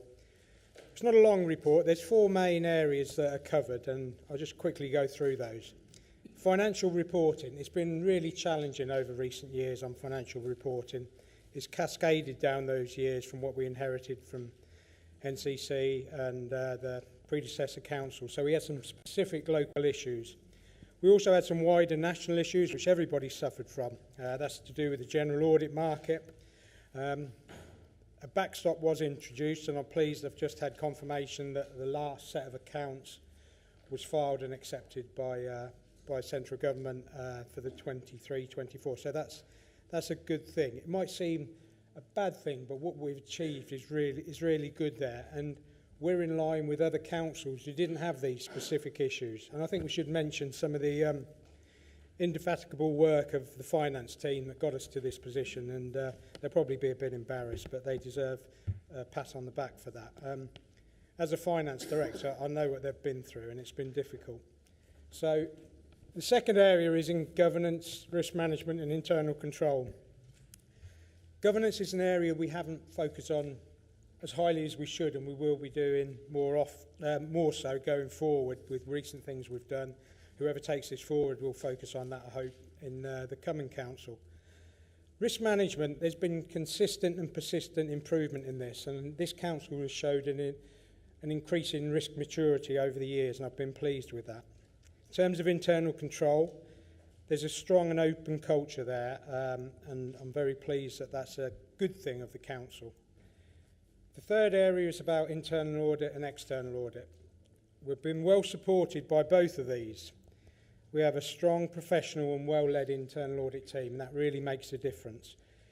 These two combined, internal and external audit, are a key line defence for all of us. External audit, I'm very pleased with them. Grant Thornton, I think, have done a good job in a difficult environment. They don't only do the audit report, and none of us need any more papers to read. You've had quite a few tonight. But if you want an independent, objective and professional view of how this council's doing, I'd advocate that you read the Value for Money report. It's not the normal audit report. I think you should all read it. It's not that long, and it gives you an insight into 3 areas: financial sustainability, governance and value for money, the 3 E's, economy, efficiency and effectiveness. I think that gives us all as councillors a really good insight, and I'd strongly support anybody reading that. The fourth area is committee effectiveness. I'm very pleased with the way it's operated in an apolitical way, and I thank all the members who are involved in that, because they've all brought a non-partisan attitude to that. There are points to improve on. There's points for recommendations there, skills-based assessment, bringing in independent members, which we haven't been successful at, and getting further feedback. They're the items I'd like to note, and I'd like to move this item. Thank you. Thank you, Councillor Wetherill. Is there a seconder? Councillor Evelyn, please.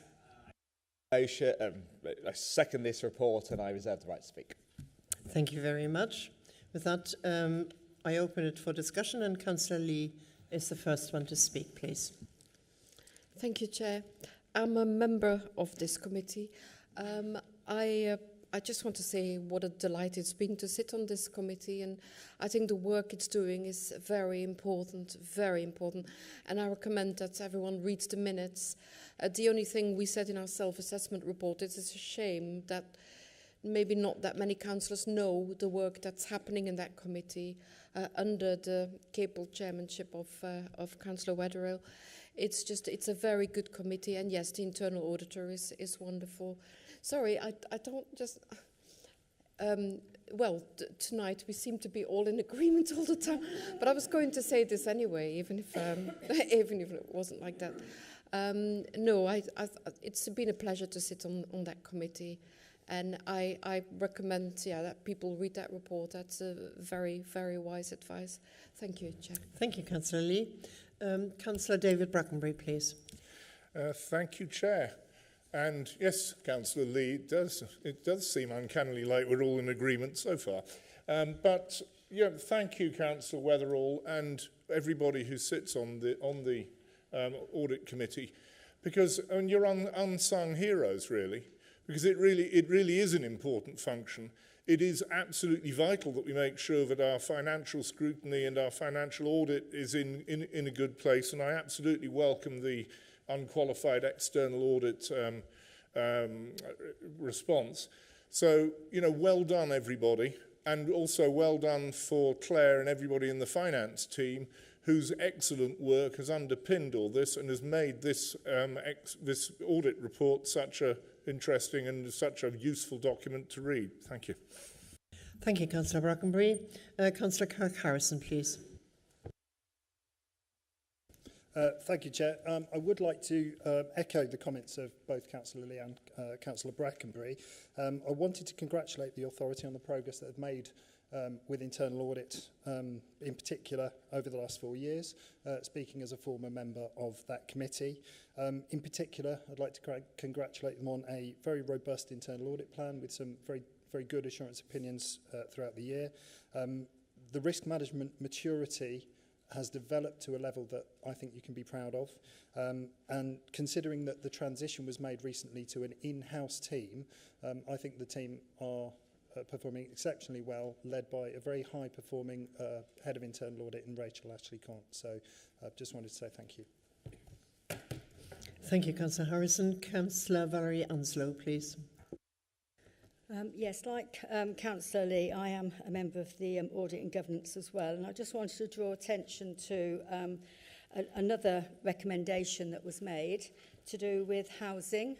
It was recommended by the external auditor that there's no non-decent houses in North Northants, which links in quite well with a motion that's coming up later, and that there's one HRA.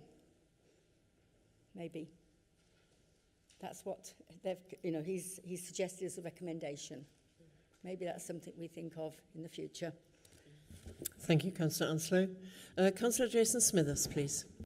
Thank you very much, Chair. And this is a fantastic report. It's reassuring to see the great work that's gone into this report. It's backed up by professional individuals. I have a great deal of confidence in Councillor Weatherall, who often picks up the phone to me, and we have very frank chats about potential issues, which we can address quite quickly and proactively. We also have the excellent Rachel Cont, who's brilliant as well, as we all know. And not forget the members. I mean, this is not a committee for the light-hearted. There's a lot of training that's involved. You can see it's listed in the report at page 415. Fraud awareness they did on 27th of November 23. Risk management, February 24. April 24, Code of Corporate Governance. June 24, budget monitoring. The role of the audit committee was done in August 24. And in September 24, capital finance requirements for minimal revenue provisions. This is all pretty meaty stuff, and we've got elected members being trained, and I believe there's actually training at the beginning of a lot of the meetings from what I recall. So, this is not for the faint-hearted. This is a committee that is really important to the integrity of North Northamptonshire Council, and just goes to reflect the high standards that have been set in this council from day one. And I'm sure they will continue with this robust type of reporting and reports that are coming through. So I wholly recommend this report.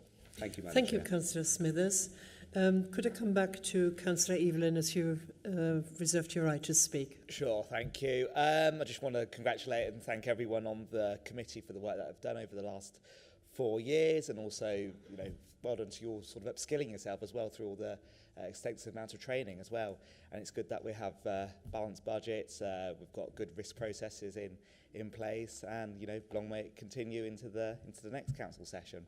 So yeah. Thank you very much. And with that, I come back to Councillor Andrews Weatherall, please. Yeah, thank you, Madam Chair. Thank you for all those positive comments.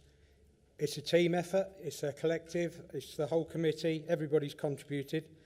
I think what we've got to do, and I've got a really good friend who's a physio, you just got to continue to press where it hurts. That's what you have to do sometimes. So thank you very much, everyone. Thank you, Councillor Wetherill. With that, we will now move to a vote. Please use your electronic devices and the voting buttons will appear in a second. The vote has now begun.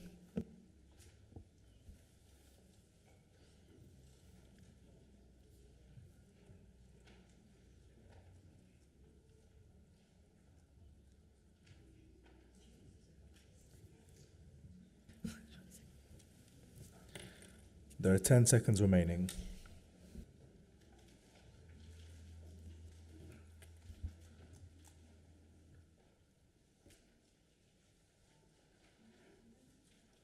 The vote has now ended. The results are as follows. 56 for, 0 against, 0 abstentions. This is unity in a council meeting I haven't seen in the last year. Thank you very much for the support from all sides. So the vote is there, the report is there for carried. Thank you very much, Councillor Wetherill, for your work on the Audit and Governance Committee. We move to agenda item 12, which is the draft municipal timetable 2025-26. Please may I seek Councillor Jason Smithers to present and move this report. Thank you very much, Chair. I'm pleased to move the draft municipal timetable for 25-26. As per the Constitution, the Council must approve a calendar of meetings before the commencement of each municipal year. Officers have been preparing the calendar of meetings over recent months, and this provides details of all formal meetings within the Council, with exception of ad hoc meetings such as licensing subcommittee and employment committee, which will be called as and when required. I therefore remove the recommendation in the report, Chair. Thank you very much. Thank you very much, Councillor Smithers. Could I see Councillor Helen Howell, please, to second the report? Yes, thank you, Madam Chairman. I second the report. I can't imagine that I'll need to refer back to that one, so I'm happy to just second straight away. Thank you. Thank you. Councillor John McGee is the first speaker. Thank you, Chair. Can I just say how disappointing I am that with the EAPs going with you, I've just noticed in 5.7 now. It's a very interesting thought. There might be lots on the EAP, Councillor McGee, you might be going, if you look at it that way.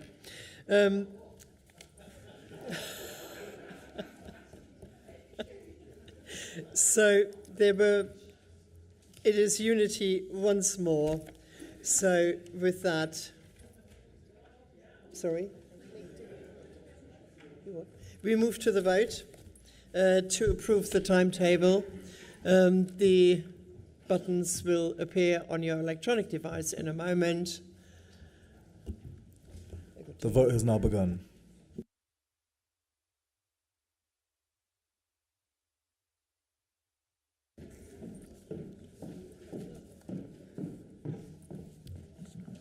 Camilla is leaving because of the next item. There are 10 seconds remaining.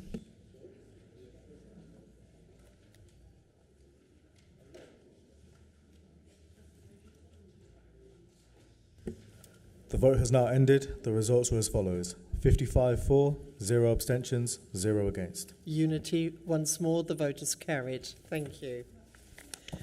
With that, Camilla has just left the room because obviously we are talking about this appointment. So agenda item 13, the selection and appointment for Director of Law and Governance, the Monitoring Officer designation. May I see Councillor Jason Smithers to present and move the report. Thank you, Chair, and thank you for explaining why Camilla just left the building. I was hoping that she wasn't running out the building just as I'm about to give this report. But anyway, I am pleased to recommend the appointment of Camilla Coulson Patel as the Permanent Director of Law and Governance and Statutory Monitoring Officer for Northamptonshire Council. On the 8th of January 2025, the Employment Committee established a subcommittee to undertake a comprehensive and inclusive recruitment and selection process for this critical role. Our recruitment campaign attracted 13 really well-classed applications, and 3 of them making it through to the final subcommittee, comprising members from various political groups. The subcommittee unanimously concluded that Camilla is the most suitable candidate for the role. Camilla brings a wealth of knowledge and experience, having served as the Interim Assistant Director of Legal and Democratic at North Northamptonshire Council since March 2024. Her previous roles include Chief Lawyer and Legal and Chief Lawyer of Governance and Litigation at North Northamptonshire Council, Senior Governance Solicitor at Mid-Kent Legal Services, and Governance Solicitor at Durham County Council. I'd like to thank members of the subcommittee, those who took part in the member panel, and our hard-working HR team who supported this whole process. It was a very good, thorough process, Madam Chair, and it was something that I know that you were part of as well. So I'm sure we will all wish Camilla all the best of luck in her new role, and which I'm sure she will excel at. She has been absolutely fantastic at this council, so I'm sure she will make that step up. Now, obviously, with the appointment of a new monitoring officer, we will be saying a farewell to Sanjit, who has done an absolutely fantastic job at her time here, stepping up over the past year into the role, and has played an integral role in the formative years of our council. Sanjit has been offered a brilliant opportunity at Nottinghamshire County Council, and I'm sure you'll all join me in wishing Sanjit the very best with her future career. She will be leaving in the next few months. I'm quite concerned because she's kept me quite safe and legal over the last few years, so hopefully Camilla keeps me as safe as Sanjit has. So, Chair, I formally move the recommendation in the report. And before we move to that, I think we should have a quick round of applause for Sanjit as well.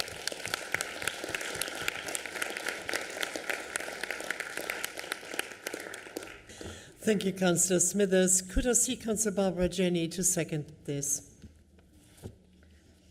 Thank you. Well, I'm pleased to second the proposal to appoint Camilla Kulsum Patel as Director of Law and Governance Monitoring Officer to this council. She was an outstanding candidate, and I wish her every success, subject to approval, in her new role. I would also like to echo the thanks of the leader to all those officers and members who participated in the interview process. Your input was invaluable, along with the HR staff who supported the interview panels throughout. Finally, I would personally like to thank Sanjit Sal for her dedication and commitment as the interim officer and extend best wishes to her for the future. Thank you. Thank you, Councillor Jenny. With that, I open it for discussion. Councillor Paul Marks is first. Thank you, Madam Chairman. As a member of the stakeholder panel, the cross-party stakeholder panel, I just wanted to say I'm very pleased with how things turned out. Thank you. Thank you, Councillor Marks. Councillor McKean, please. Thank you, Chair. I've written a really nice speech for Camilla, and she's not going to be here to hear it. But I'm very happy to support the appointment of Camilla as our new monitoring officer. Having been part of the recruitment process, I was really impressed by her expertise, and it was a really strong field of candidates as well. Camilla's skills and experience will be invaluable in ensuring transparency, accountability and good governance within the council. I have no doubt that she'll make a positive impact, and we're all looking forward to working with her. And I'd like to echo my thanks to you, Sanjit, and wish you all the best for the future. Thank you. Thank you, Councillor Keane. I have no other speakers registered, so I would like to come back to Councillor Jenny. You have spoken already, so can we go just to Councillor Smithers, please? Thank you, Madam Chair, and I think Camilla will be really pleased. I'm no doubt she'll watch this meeting back to hear all the praise that was put upon her. So look, it's a fantastic opportunity for her. It's yet growing our own talent, being an employer of choice and promoting from within. And I think that sends a very, very strong story to other local authorities neighbouring us where they need to be looking to find their talents. Thank you, so. Thank you, Councillor Smithers. It's absolutely true, because we grew our own new chief executive. We grew our 151 officer. And with this, we have grown our own monitoring officer or new monitoring officer. Really, really good. Absolutely fantastic. So with that, can I move it to the vote, please? Use your electronic devices when the buttons appear. The vote has now begun.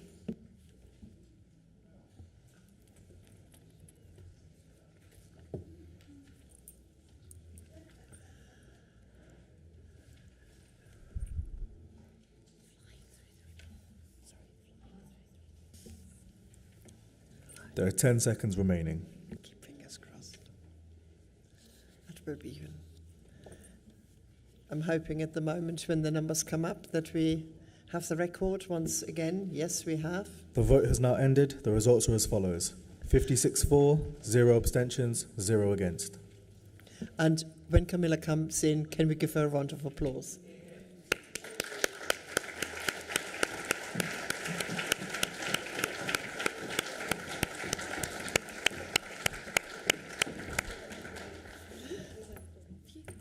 Camilla, you have been duly appointed. Congratulations, and we wish you the best of luck going forward. You have been, and there were words spoken by Councillor Keane. If you watch back online, you were an outstanding candidate, and it's wonderful to grow our own. So, best wishes going forward. Thank you. With that, we go to urgent items, which is the political balance on the committees. Could I please see Councillor Smithers to present and move the report? Got stuck. I'm stuck. What am I presenting now? Political balance, yes, absolutely. Chair, as always, you'll all be familiar with this report. I've got a feeling we might do another one at the end of this meeting. But anyway, following recent considerations of political balance, most recently Budget Council in February 2025, the Council must allocate seats on committees and subcommittees as set out in accordance with the provisions of the Local Government Housing Act of '89. The following revisions to the political groups, as Councillor Kirk Harrison has left the Conservatives and rejoined with Reform, or joined Reform, UK, on the 28th of February 2025. The recommendation asks that the Council to approve the revised allocation of seats for the committees and the recognised political groups. This is done in accordance with the statutory proportionality requirements as the Constitution, and the allocations are set out in Appendix A. Thank you very much, Madam Chair. Thank you very much, Councillor Smithers. You're getting an expert with that. Councillor Howell, would you please second the report? Yeah, thank you, Madam Chairman. I'm happy to second the report and reserve the right to speak should I need. Thank you. Thank you. The first one registered to speak is Councillor Griffith. Thank you, Madam Chairman. Well, I will save you all from another quote from Chaucer. But I'm absolutely delighted to welcome Councillor Kirk Harrison to the Reform Group of North Northamptonshire Council. And obviously, with the comments he made earlier, it makes absolute sense for Councillor Harrison to take up the place that we've been allocated on democracy and standards. Thank you, Madam Chair.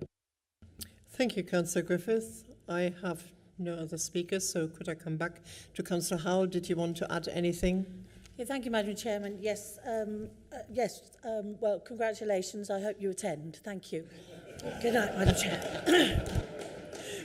Councillor Smithers, would you like to sum up, please? Well, I'm not sure how I can follow that comment, Madam Chair, so I'm just going to sit back down and behave. Thank you, Councillor Smithers.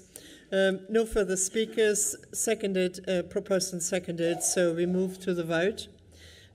Your electronic system will show the buttons in a second. If you would please vote then. The vote has now begun.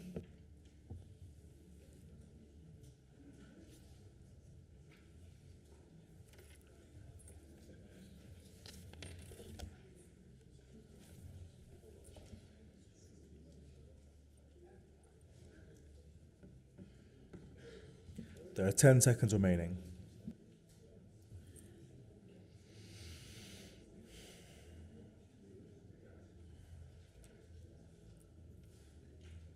Yes. The vote has now ended. The results are as follows: 55 for, 0 against, 0 abstentions.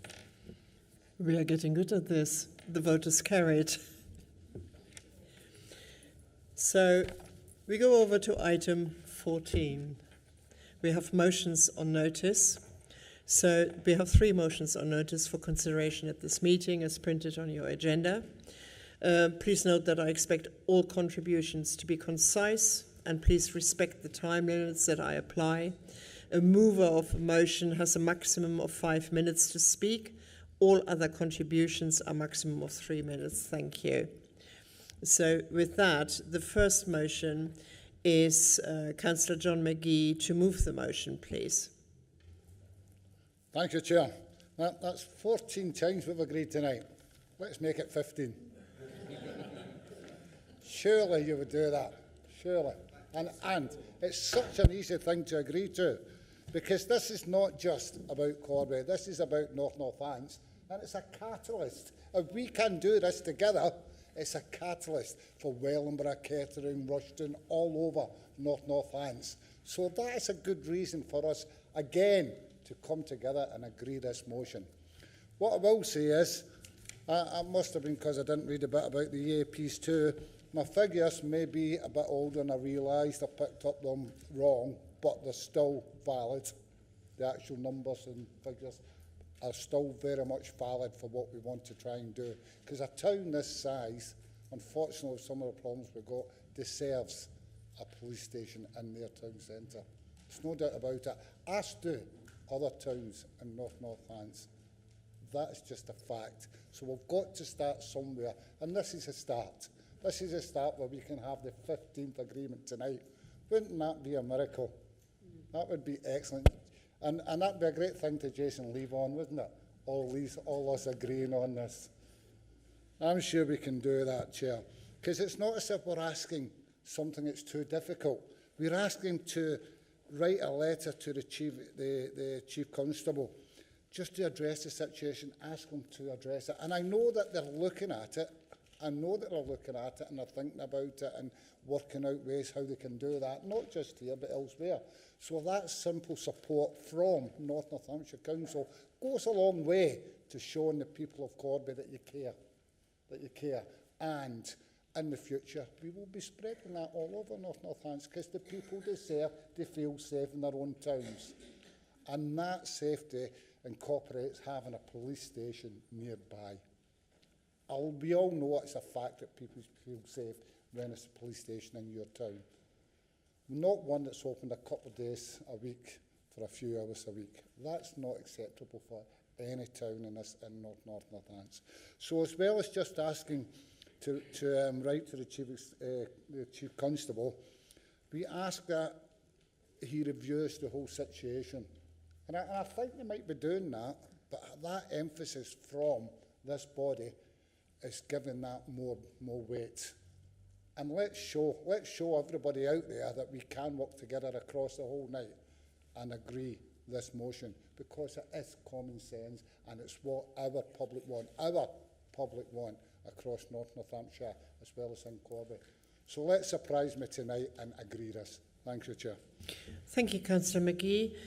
Could I see Councillor Elliott-Prentice to second the motion, please? Thank you, Chair. Yeah, I second the motion and reserve the right to speak. Thank you. Thank you. I understand that Councillor Lee Wilkes wishes to move an amendment to the motion, a copy of which is on your desks and should be on the screen. Yep. It's not on the desks, it's on the screen. It's only on the screen, sorry. You haven't got it on your desk, so I give you a moment to read it.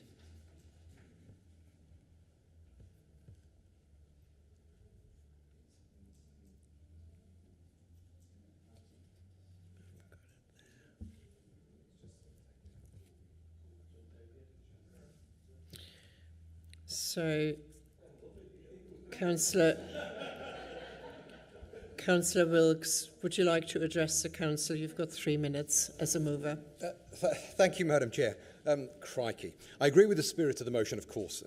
And I'd like to thank Councillor McGee for bringing it to the meeting. I certainly don't want to defile the newly found love that's spreading across the chamber. Crikey, I'm starting to wonder if whether there are some fumes from some illegal herbs leaking into the room. I think everybody in the chamber agrees with the sentiments and the motion.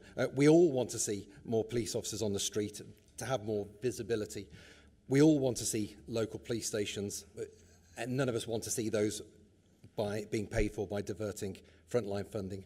We all want to see crime rates reduce as rapidly as they can. We're all aware of the increase in antisocial behaviour. We're all equally appalled by the level of sexual and violent offences.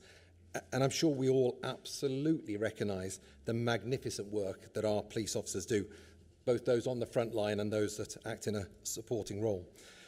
My only concern with the motion, and the reason for my relatively minor but really very important amendment, is that it absolutely, I'm sure this is unintentional, it just excludes so many residents. I'm sure we all believe that every resident across North Northamptonshire deserves a proper police service. A police service that looks after them and makes them feel secure.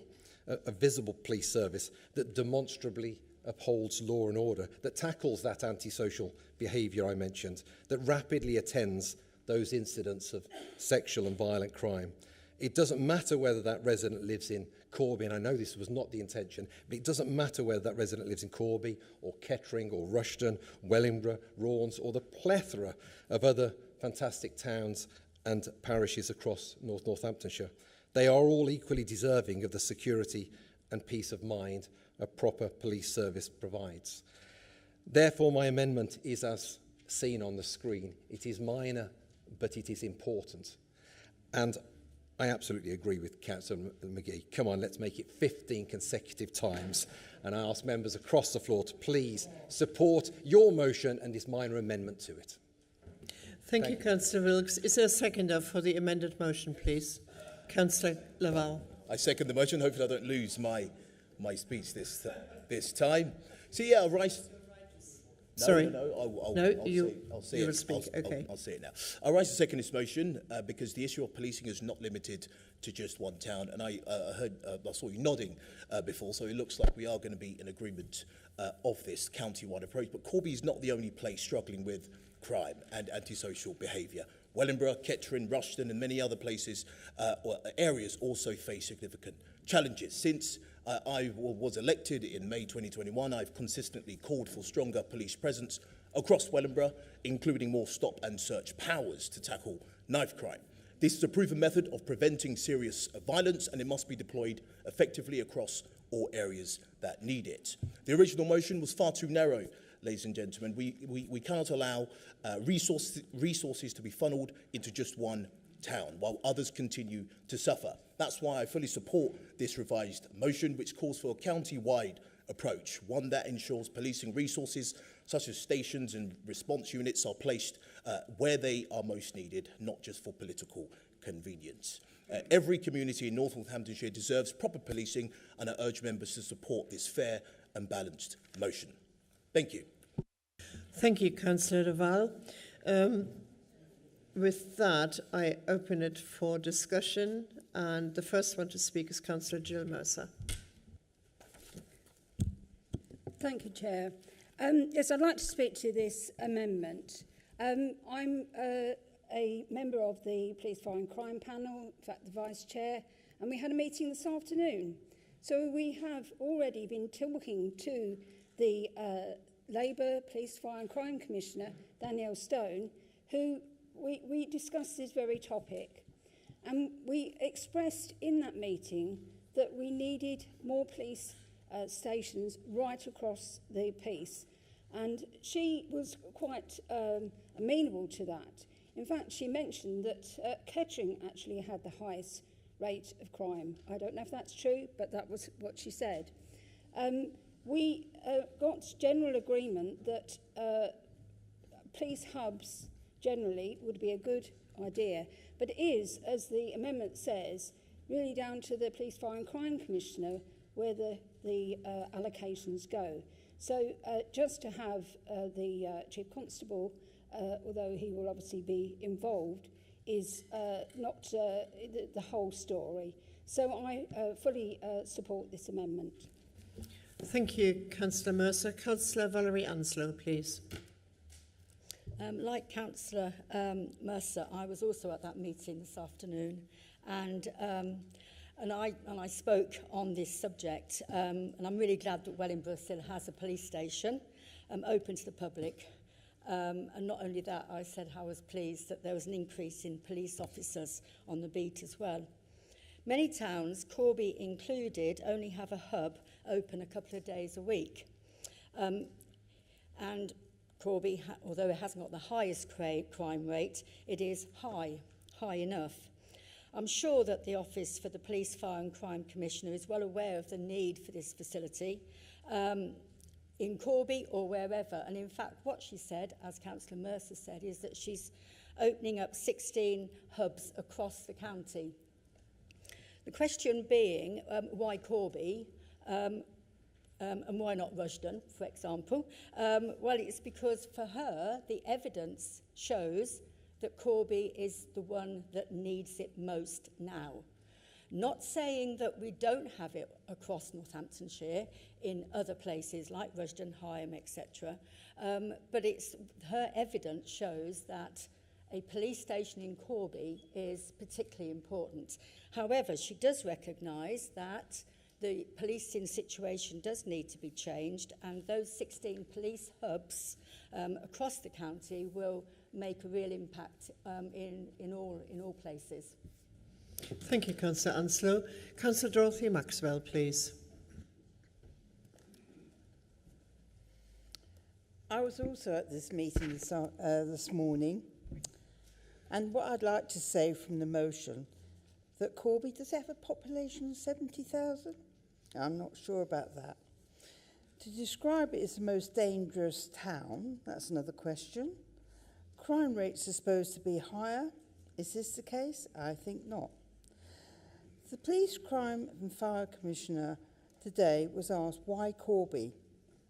What's happened to Kettering, Wellingborough and Rushden, who has never been opened to the public because the doorbell doesn't work? No answer, but Corby has a police presence on the fourth floor. Needs an office so that the public can visit.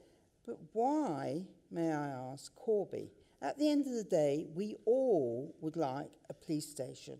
We would all like to have the same opportunity where members of the public can pop down if they need to see a police person. And I think personally, I said this today, that I think Corby should be left like the rest until we all get a police depot. Thank you. Thank you, Councillor Maxwell. Next one is Councillor Marks, please. Thank you, Madam Chairman. The Kettering Police HQ, which is outside the town, is of course not open to the public. Kettering had a police station. I pass it every time I go down London Road. It's a derelict building, which I find very depressing. Magistrates' Court is gone, County Court is gone. I remain unconvinced that centralising things saved money. I don't think it did. I would really like to see these police stations returned. Kettering, of course, is a bigger town and actually has a higher crime rate. But that's no disparaging of Corby. In fact, Corby should be proud that it has a lower crime rate than we do. There you go. Thank you. Thank you, Councillor Marks. Councillor Zoe McGee, please. Thank you, Chair. Thank you. Well, the agreement for the amendment to this motion has made me wonder who took the police stations away in the first place. But what I will say is, whilst I agree that every town, every person in North Northamptonshire should have access to a police facility where they can walk in at any time. And I do support the amendment to the motion. I don't support some of the words that have gone around and have been spoken by colleagues to do with the amendment to the motion. I have to say, Chair, I don't support the police having more stop and search rights. I don't. It's dangerous, it's manipulative, and they're used in the wrong way. I support youth intervention within the police. I support the police being led by lived experience and being led by young people. So whilst I support the amendment to the motion and I think we should have police stations, I wonder where they all went in the first place, and I don't support the police having more stop and search powers. Thank you, Councillor McGee. Councillor John McGee, please. Thank you, Chair. You know, as soon as I wrote this motion and had the word Corby in it, I imagined you all going, what about my little bit? What about my little... It happens every time, doesn't it? As soon as you want to get something for one area, everybody sits down and says, oh, they're not getting it because I haven't got it. So childish. You don't realise the bigger picture where if we get this, it's a catalyst. And it is partly childish. It very much is so. I want to see a police station in Rushden, Wellingborough, Kettering, town centres, East North Anstrapston, wherever. They should be there. You're bloody lot that took them all away in the first place, unfortunately. But they should be there. But it is pedantic to think, oh, we'll take that word out of there. I've got no problem with it, actually, because, as I said, we all deserve one. We all deserve one. And we deserve this government now and their commitment to put more police in the street. Got to welcome that, but they need somewhere to go. And that's the police stations that's in our town centres. So I will, maybe a bit reluctantly, agree to that. But I will support it, and the good nature that we've had, everybody's agreed all night. So I will agree that we accept that. But what I would ask, because I doubt if we'll get round to questions tonight, if you're that keen about it and want to support Corby having that police station, go online and sign with MP's consultation to say that we do have that. That would help a lot. I'm sure many of you have did it, especially our Corby councillors ones, because it's not just the town, it's the villages round it too. But yes, Chair, we will accept the amendment. Sorry, did you say you would? We will. You will, okay. Councillor Fedorovich is next, please. Thank you. I love to see this motion, but I agree with the amendment, mainly because I've seen that ASB and crime in Kettering is very bad, and it is the priority not only to the people, but safety is the thing that's come out in the lapse as well. It is the thing that everyone is focusing on, and people just don't feel safe to go into our town centres anymore. So that's another reason why they're dying. So I appreciate that there are some serious issues in Corby, and we've heard from the police that they are dealing with a lot of, in some cases, more ASB in your areas, but I think we do need a proper strategy to tackle this across the board. Like, we all know it. I wanted to raise the idea of, it's not often I agree with Councillor Marks, but you're bang on the money. We need them in our town centres. And we've had some town centre venues who have even offered up some of their spaces. The Royal Hotel have offered up some of their, like an area. If we've got officers who are stuck at desks doing reports, at least if that could be in the town centre, they will see, and at least as more of a deterrent. I don't necessarily think they all need to be based in some of these hubs, but we need some of these officers to be office-based in priority areas where we have crime. It just seems the sensible thing to do. It's what we probably had before. So yes, I really do. I support this motion, and I support that. Hopefully, looks like we're all going to be agreeing again, so that's great. So yeah, I support this in general. Thank you. Thank you, Councillor Fedorovich. Councillor Jason Smithers, please. Thank you, Chair. So I just wanted to set out some basic examples. The police absolutely decide where they're going to put their police station. It's an operational matter. It's not something that's controlled by the political PFCC. They can advise, but it's down to the individual management teams in the police to decide if they're opening, closing, selling police stations. Now, that said, the thin blue line is always becoming the thinner blue line under successive governments right back from the 80s. And it's something that, you know, we as elected officials really need to lean into to support our local police force and put that pressure on government, whatever colour that government is at the moment. It's not my preferred colour currently. However, it will be blue very soon, I'm sure.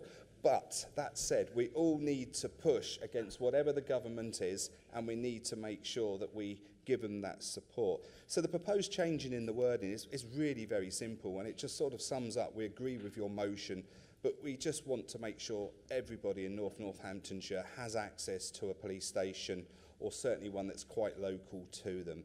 You know, policing has changed massively since I was a child. You know, there was a local Bobby that used to live in a local police house, and if he caught you doing something that you shouldn't be, not that you ever caught me doing anything, you'd get a clump up the ear. And so it was always really, really a great way of neighbourhood policing. The amount of intelligence that's got from that is, is great. And if you look at town centre policing, if in the towns the police are visible, it naturally reduces the crime rate. If you've got to kick a shop window in, you're not going to do it when the police are watching you. You shouldn't do it full stop. But if the police are there, there's even less chance that someone's going to do something. So again, I fully support the motion as it was. We just needed to make the change to ensure that it covered the whole of Northamptonshire. And I would suggest that we all come together on this and send that really strong, positive message to our local police force who desperately need every bit of support they can get at the moment, and agree this motion and then write this letter to the Chief Constable and Daniela Stone and see what we can get done. Thank you, Madam Chair. Thank you, Councillor Smithers. The next one is Councillor Kevin Watt, please. Thank you, Chair. I support the sentiment of this motion, and I don't want to diminish the experience of any victim of crime. It's an experience that could be traumatic and long-lasting. But I don't recognise the description of Corby in the wording of this motion. I was very concerned that a national report described Corby as the most dangerous town in Northamptonshire. Corby, once again, in the spotlight for negative reasons. I was surprised that this national report had not been highlighted by the local press. So I looked for this national report, but couldn't find it. But I did find a website called Crime Rate, and this has artificial intelligence generated web pages.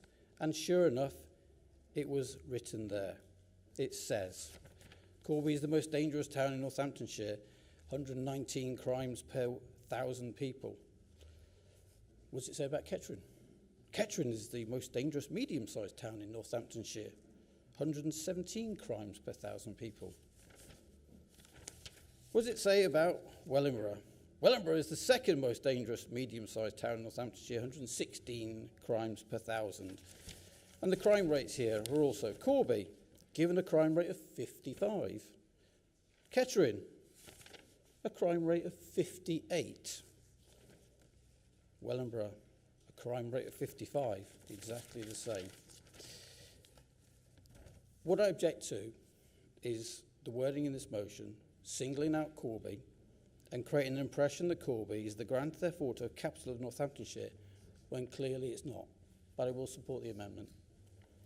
Thank you, Councillor Watt. Councillor Helen Howell, please. Thank you, Madam Chairman. So, Councillor McGee, we were doing so well. But is it not a little bit hypocritical to call this side of the house childish when you are the ones who are being absolutely parochial and only mentioning Corby? I mean, if you'd have brought the motion forward in the first instance talking about the whole of Northants, then I don't think we'd have even bothered with putting an amendment forward at all. But you didn't. And what we have to think about is the whole of Northamptonshire, not just one area. So let's take away that parochialism that you were claiming this side of the chamber was so eager to do when your motions are clearly showing that you are the ones that are parochial about Corby. We are Northants, and you need to remember that. Thank you, Madam Chairman. Thank you, Councillor Howell. Councillor Ann Lee, please. Thank you, Madam Chair. We shouldn't just talk the talk, we should walk the walk. The website, the page on this council's website about crime was last updated on the 6th of October 2022. The Community Safety Partnership of this council's website was last updated in April 2023. In December last year, we passed a motion to have regular Community Safety Partnership reports. I'm very pleased I've heard tonight that we can expect one soon, but we haven't had it yet. We don't often talk about crime, and we need to. So I'm glad you're all in agreement, and I support the amendment, by the way, and I support the resolution. But as a council, we really need to take this serious, because drugs are a serious problem. They are flooding this county, and the police really has got its hands full. and our community will feel safer when they have police stations to go to. So I hope that we can count on your support, but I support the amendment. Thank you, Madam Chair. Thank you, Councillor Lee. Councillor Andy Mercer, please. Thank you, Madam Chairman. I don't like the singling out of Corby because Corby is a good place. I ran a business here for a number of years, several businesses in fact, and I love the place. That's why I came here, for my business. Let's talk about, county lines was just mentioned. I checked and the majority of county lines in this area weren't centred on Corby, they were on another town. I won't say which one because I don't like to single out towns. I'll also say that I spoke to a very senior police officer a while back and they referred to one town being scary after dark. It wasn't Corby. Corby's a really nice place and I want people to accept that. Now, policing in this country is done under what's called the Peelite Principles, set up by Sir Robert Peel 160 odd years ago. And part of that is that policing should be part of the community. When you centralise in a single office block, you're taking the police away from the people. And that means they're not embedded in the community anymore. I support this idea wholeheartedly. I would have even voted for it without the amendment, although I don't like it singling out Corby for punishment, because I like Corby. But we've lost something in recent decades under successive governments. We've taken the policing away from the people, and as a result, long term, if you check, you'll find that trust in the police is at its lowest ever recorded level. That's not a good thing. And it's because the police are seen as something separate. They're not the Bobby down the road that you see every couple of weeks. There was a time when the Bobby used to know all of the people in his patch. He would know where there was someone who was doing something a bit naughty and to watch out for it. He would know when someone's vulnerable. But now they're not linked to that. Going back to neighbourhood policing is the right answer. And Daniel Stone's got the right idea. That's why I support it for the whole of Northamptonshire and why I want the PFCC involved. Thank you. Thank you, Councillor Mercer. The last one I've got here is Councillor Riley, please. Yeah, well said there, Councillor, because I thought you spoke very well there. Just a couple of things. It's nice to see that everybody's in agreement. You know, there was certainly no intention to alienate anybody across Northants. That wasn't our idea. And what we've actually managed to do is have a good debate about the motion tonight. And it's great to see that everybody's in agreement. Firstly, I want to thank our MP, Lee Barron, for bringing this really important issue to the table. And I want to thank Councillor John McGee for bringing this motion. And I also want to thank Councillor Lee Wilkes for bringing this amendment, which I think is a very important amendment. And you can hear from this side of the chamber that we agree totally with you. We've had 14 years of police stations closing right across the country. And there's a growing need for police stations in Corby and across Northants. I agree. Our community deserves to feel safe, supported and secure. We are not seeing that at the minute. I'm certainly not seeing it, and this is what we're hearing when we're out on the doorsteps. Unfortunately, in recent years, the absence of a dedicated local police station presence has left many residents feeling vulnerable. Reintroducing a police station would not only enhance the public safety, but would foster a stronger sense of community, like Councillor Mercer's just mentioned there. With a station back in our towns, officers could respond more quickly to emergencies. We just had a ram raid there the other week. It took ages for the response. Provide a visual presence, engage with residents, and build that trust across our communities. Let's unite and campaign together for a safer, more connected Corby and Northants. Together we can make a real difference and ensure that our communities are protected now and in the future. That's the most important thing. We all know that.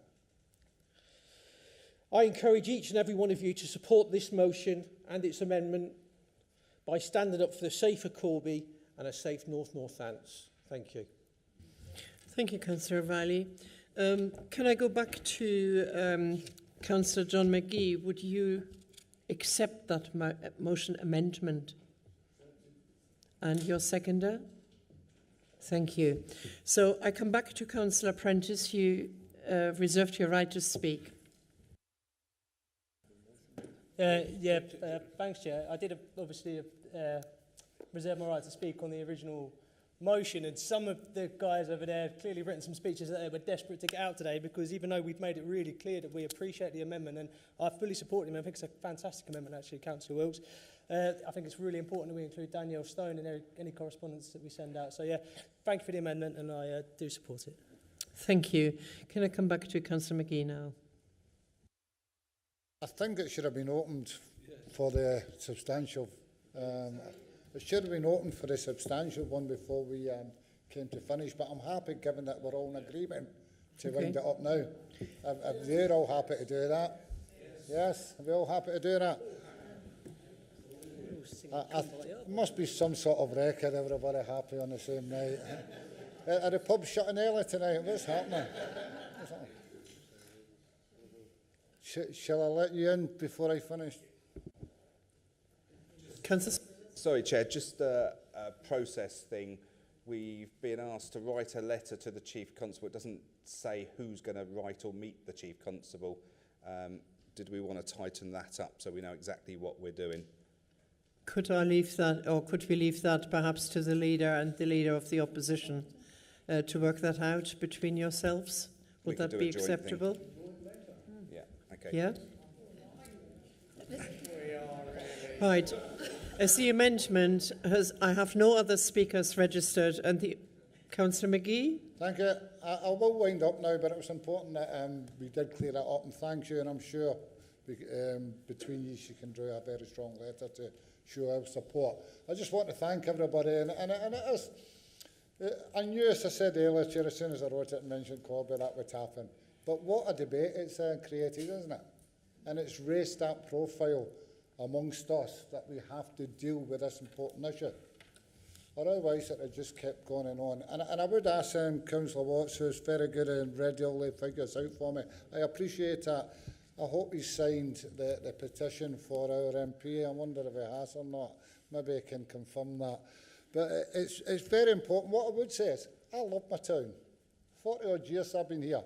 I brought up my children in the town. They're all doing very well, and I'm proud and love every one of them. It's a wonderful place, Corby. Absolutely wonderful place. I worked here and I've lived here for 40 odd years. Love it. And if anybody that's not spent time here, if they did, they would love it as much as I do. It's a fantastic place to be, and I'm glad we're all singing from the same hymn sheet tonight, and thank you all. Thank you, Councillor McGee. Can we have just a brief explanation by our monitoring officer on the process to fully understand what has happened, because you've accepted the amendment? Thank you, Chair. We had a proposed motion, which was a proposal to amend was received from Councillor Wilkes. As that proposal has been accepted by the mover of the original motion, that then becomes the substantive motion, and that's why we followed the procedure that Councillor Prentice and Councillor McGee have had the final word on that, rather than going back to Councillor Wilkes as the mover of the amendment to the motion. Thank you, Sanjit. So with that, there are no further speakers, and I would like to bring this to a close and to a vote. You will have the voting button appear on your system in a moment, and this is on the amendment as it's printed, I presume, the substantive motion. The vote has now begun.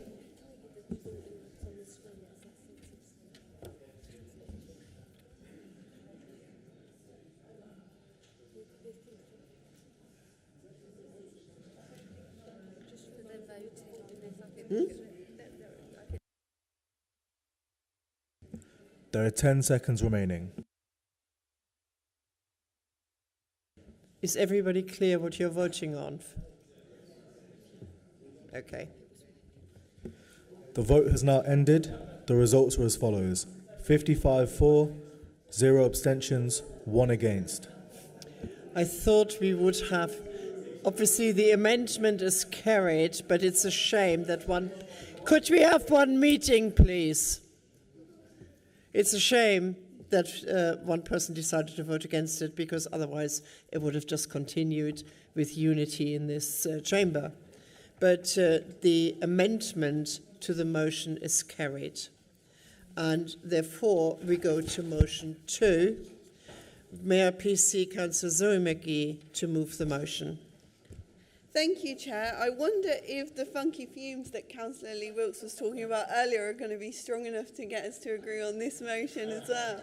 I wonder. Well, we bring this motion before you today because it directly tackles a crisis, the crisis that we have in North Northants, a lack of affordable housing. So how does lack of affordable housing lead to a crisis? Well, what about the crisis of HMOs? They lead to fire risks, antisocial behaviour, rubbish on the streets, and those officers who attended the public meeting about Constable Road in Hazel Lees will know that it leads to very unhappy, frustrated and tired residents who feel like they aren't listened to or considered. A lack of affordable housing also leaves residents to living in houses that are not fit for purpose, simply because there is nowhere else to go. As always, I like to bring you a story, a true story, to my motions. And for me, what is fueling me to speak to you at the moment is the story of a family that I'm currently supporting. So, imagine, as I'm sure you all do, you have a beautiful family home, a beautiful family in which you and your family can feel safe. Well, for most people, this is probably the bare minimum we come to expect. However, what if your children, your small children, laid in bed at night and they could hear gnawing, scratching, noises coming from directly above their heads? Imagine you're sat on your sofa watching television of an evening and you have to turn the volume up so loud because you can't hear it, because all you can hear is scratching, squeaking above your head. What if you're making dinner for your family and suddenly your appetite's completely gone because you're completely put off by the infestation of pests above your head? Well, this is happening in some of our social housing stock. It's really, really happening.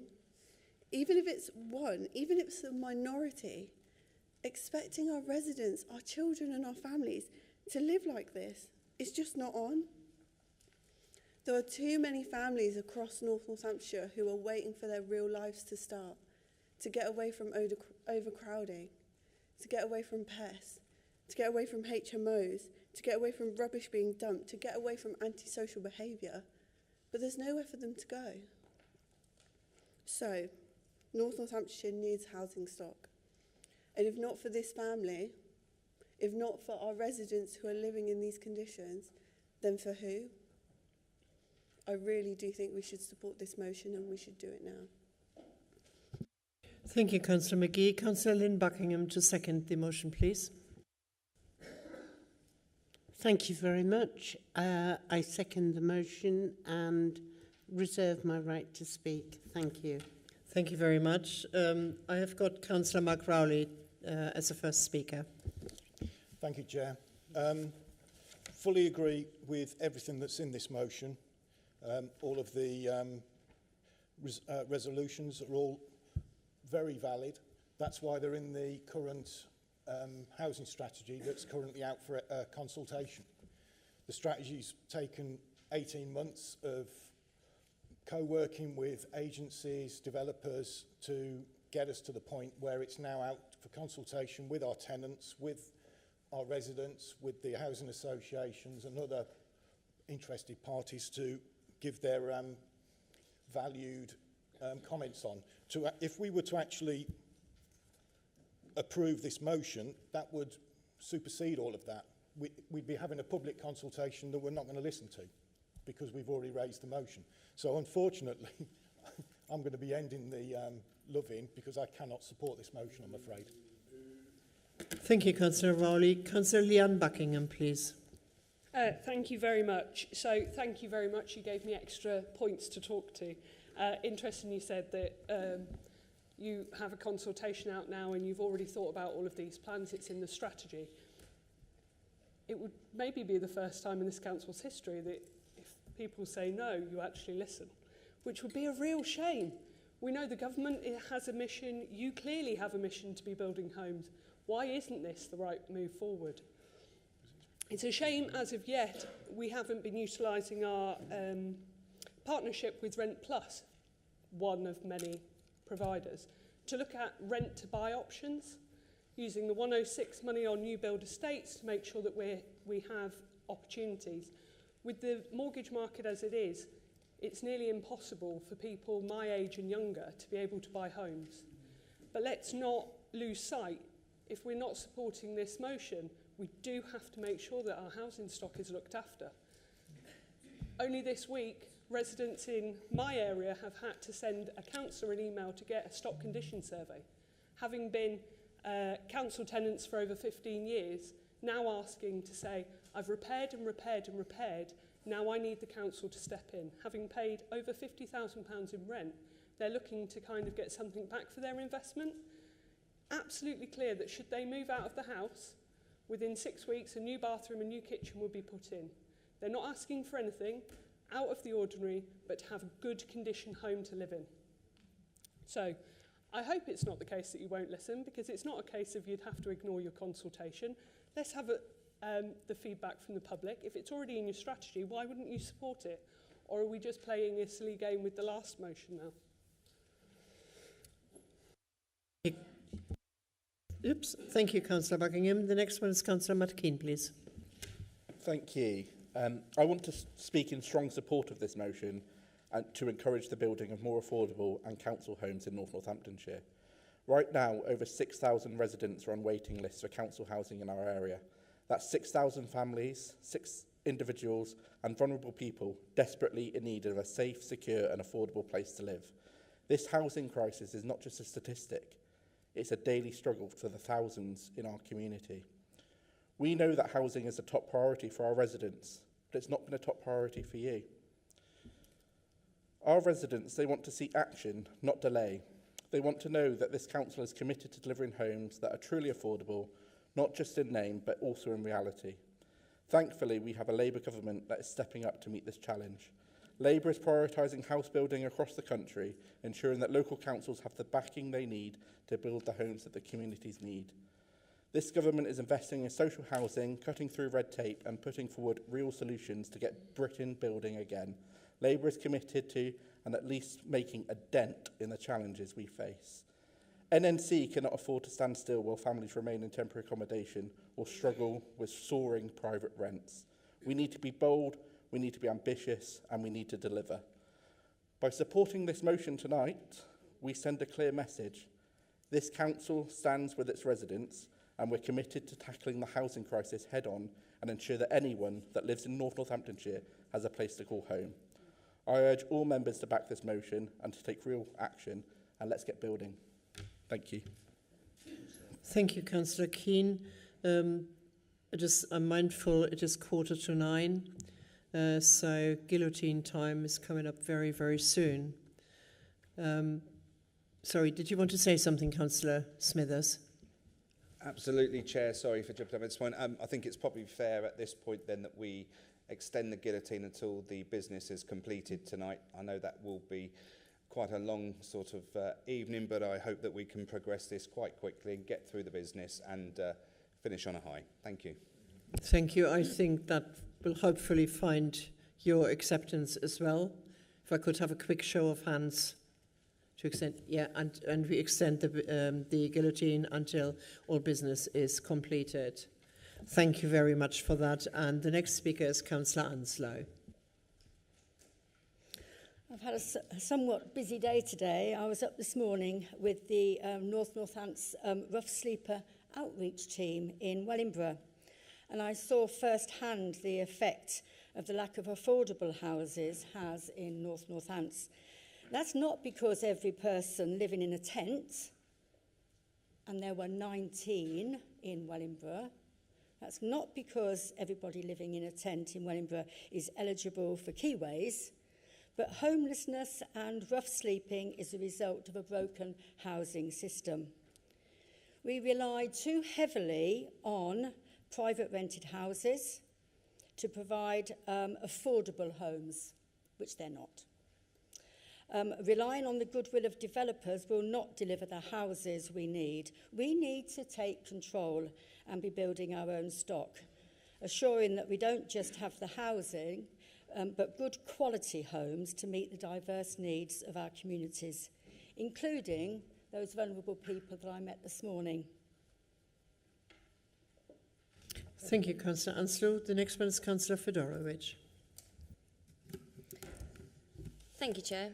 I can't agree that this supersedes Councillor Marks. I don't agree that this supersedes in any way.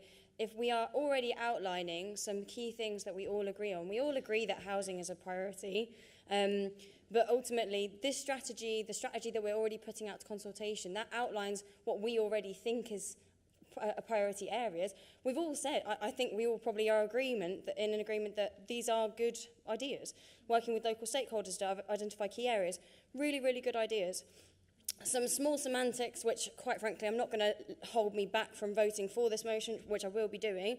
But ultimately, I think we need to be slightly changing our wording going forward. We shouldn't be talking necessarily just about building affordable housing.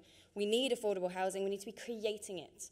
That doesn't necessarily mean we need to be building it. We need to be developing that. We need to be looking at, we've got so many empty buildings that need converting, potential buildings that are existing NNC assets. There are a lot of things that we're already looking at, but all of this motion, it covers that. I think it's really, really good. And I think it's good for us to vote on it today because it shows, like with policing and crime, this is a priority for us. And we know it is a priority because we've created a housing improvement board which is doing some of this stuff already really, really well. It's doing the monitoring side of this and a lot of other parts. So I think actually coming forward and let's keep the great momentum going. I appreciate that there might be stuff that we get back from the feedback from our consultation, but that's what it's for. But we have to, we're leaders, we're like community leaders here.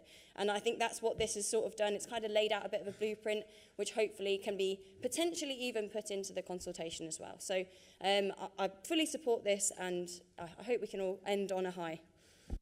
Thank you, Councillor Fedorovich. Councillor Kevin Bott, please. Thank you, Chair. I support all of this in here.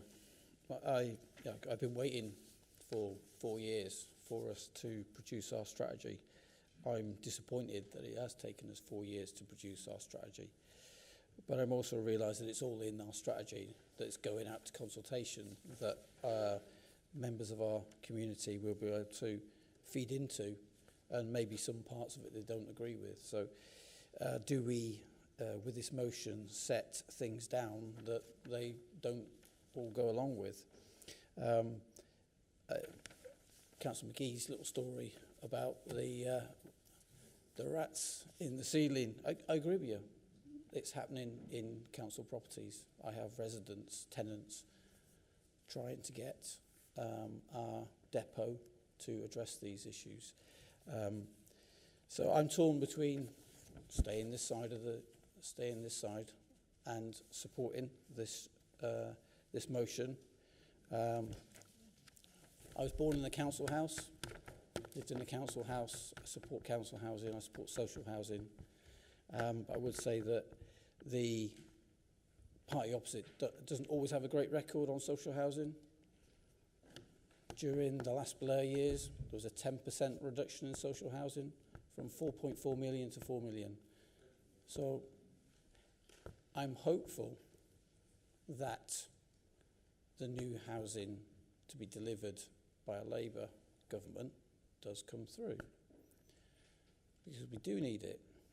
We do have people in desperate situations. We do have money going out to private landlords that should be doing other things in the home, and that puts pressure on those families. So, yes, I do support this. Thank you, Councillor Watt. The next one is Councillor Andy Mercer, please. Thank you, Madam Chairman. I don't think that anyone in this chamber disputes the fact we've got a housing problem, even a housing crisis. We need to build more houses, we need to build them fast, and we need to build them affordably. However, it's not just a simple thing to achieve. Successive governments have been trying to do it for decades, trying to raise the rate of house construction. We've got several problems. The first one is that while house prices keep going up, there's an incentive for developers to land bank. And we can see that all over the place where they get planning consent and then sit on it for years. I think someone said there's over 1 million planning consents that haven't been built out. Well, you've got to think outside the box if you're going to fix that. For instance, if you were to levy council tax on housing consents, not just houses that have been built and occupied, then I bet you they'd make an effort to build them out a lot faster, and they might even sell on some of the consents to smaller developers who were largely wiped out in the 2008 crash. So that's the first thing. The second is that we have a problem with the supply chain. If you got people, trained apprentices that could go out and build new houses and there were pieces of land available, you've still got to provide the bricks, mortar, the electrical equipment, the infrastructure, etc. That's not simple. It takes a long time to build up a supply chain. But you've got to start somewhere. And to be frank, we've got to start thinking outside the box. Exhortations and strategies aren't going to fix it in the medium and long term. The government's got to be brave and do something radical, like I said, like levying council tax on consents, or saying that when a consent has been granted, it fails after, say, 3 years, and it can't be renewed for 30 years or something like that, so that they have a strong incentive to build it once they get planning consent. There's some estates around here which have had planning consent for near on a decade without something being built. So I agree with the sentiment of this strategy, and I agree also with what Councillor Rowley said, that we don't want to intervene when we've already got a consultation about to go out. But if we're really serious about fixing the problem, we've got to do something different. Thank you, Councillor Mercer. Councillor Willie Colquhoun, please. Thank you, Chair. Councillor Mercer, I agree very much with quite a lot of what you say there. I almost sort of began to sort of half agree with Councillor Watt, and then I thought better of it.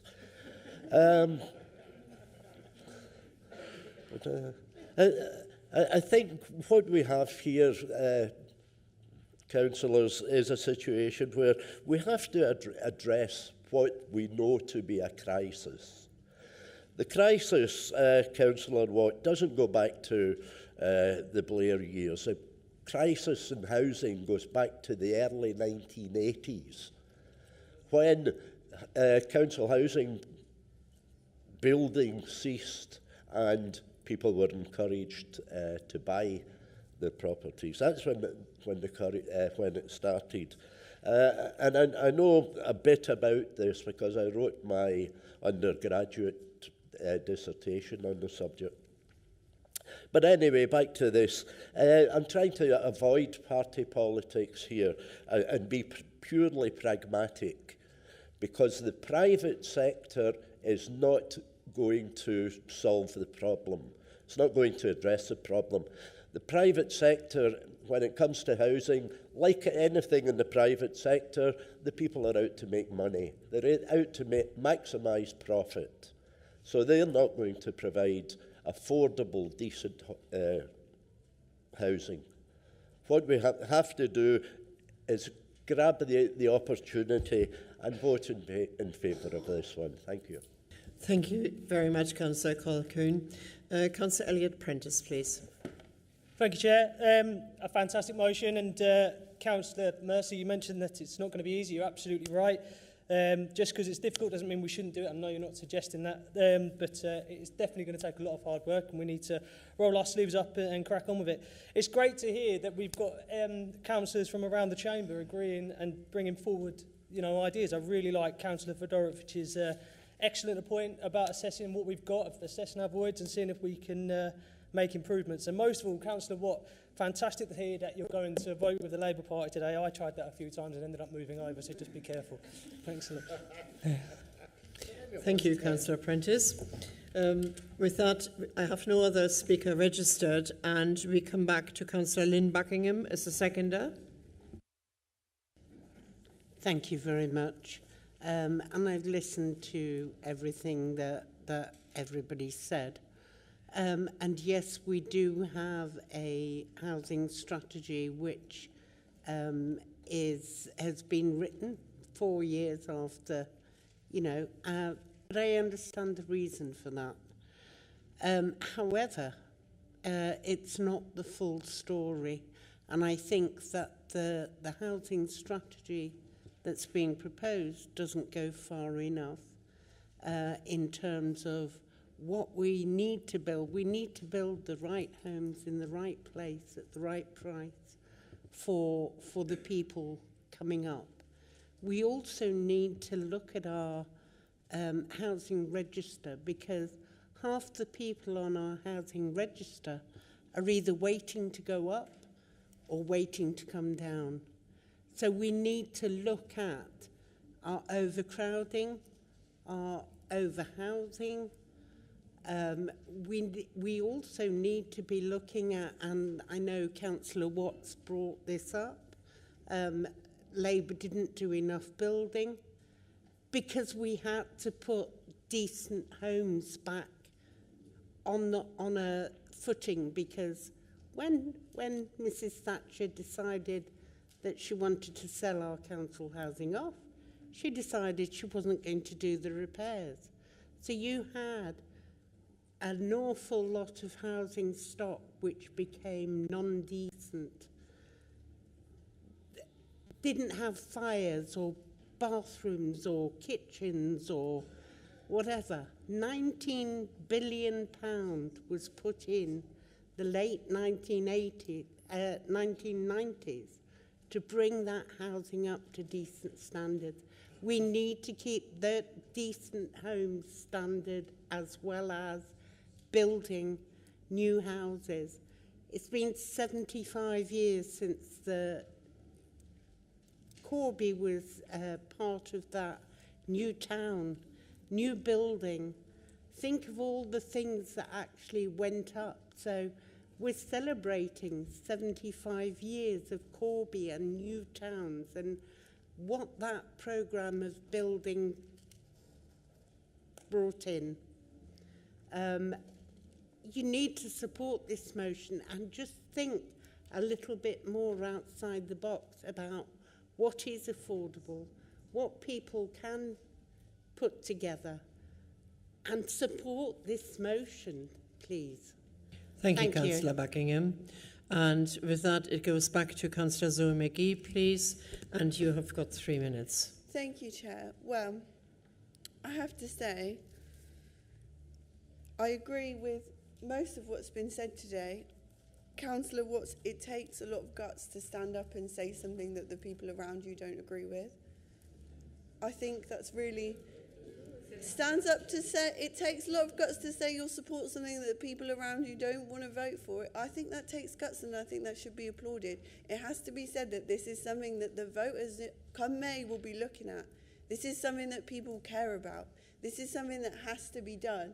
And I am really proud that my potential last motion to this council is something that people care about, and I will be pressing that button for our residents and for those children who are living in these houses that are not up to decent standard, for those residents who are on keyways constantly pressing and wishing and hoping and waiting for their life to restart in a decent house. I will be supporting and I will be pressing that button for those people. If you don't want to do that, that's up to you. Thank you. Thank you, Councillor McGee.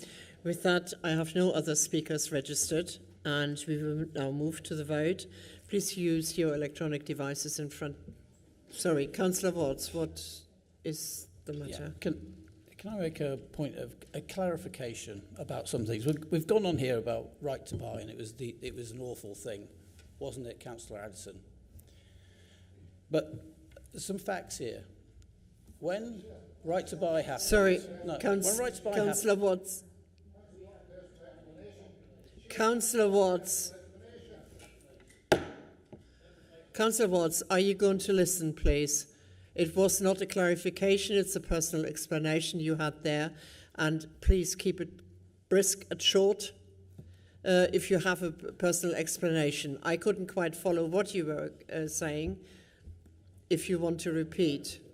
I'm trying to correct the rewriting of history. Could you stand up? Yeah, I'm trying to correct the rewrite in What history. point? What point? The point I'm saying is that right to buy has been criticised. Many members opposite benefited from it. Councillor Watts, can you please sit down? Thank you very much. I think we've said enough, and we don't finger point either. And if we would now concentrate and we will move to the vote, please, Councillor Buckingham, can we have your attention as well, please? And please use your electronic voting buttons, which will appear on your microphone unit. Excuse me, Councillor Buckingham, can we all join into the conversation? The vote has now begun. I don't take umbrage. I'm not having an argument with you. I do take umbrage because now twice in council meetings you have singled me out. Now I do appreciate you can see me very clearly and you can't see the front bench goading, attacking my members with potential right to buy. Councillor Buckingham, I had asked Councillor Watts to sit down, if you remember, and you continued to speak. I wanted to continue with the meeting, and you continue to speak. It is not singling out, and yes, I can see everybody. Perhaps we can have one meeting now, and we will concentrate on moving to the vote using our electronic voting buttons, which will appear in a moment in front of you. Thank you very much. The vote has now begun.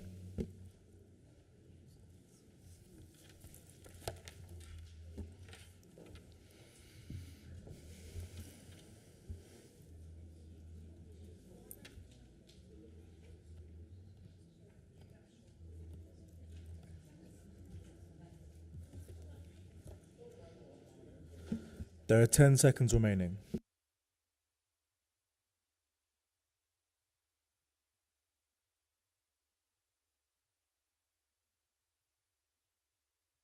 The vote has now ended. The results are as follows: 16 for, 7 abstentions, 32 against.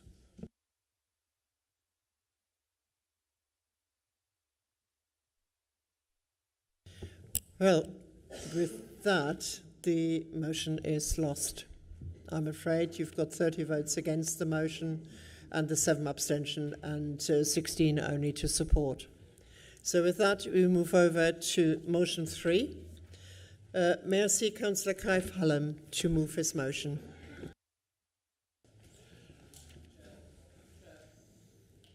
Councillor Watts, what is the problem now? Is it a personal explanation? Is it a point of order, or what have you got? I'd like to declare, I missed the declarations of interest. I have a personal non-prejudicial declaration of interest on this matter. Thank you. Okay, that would be a problem. Thank you very much for alerting everybody. Councillor Hallam.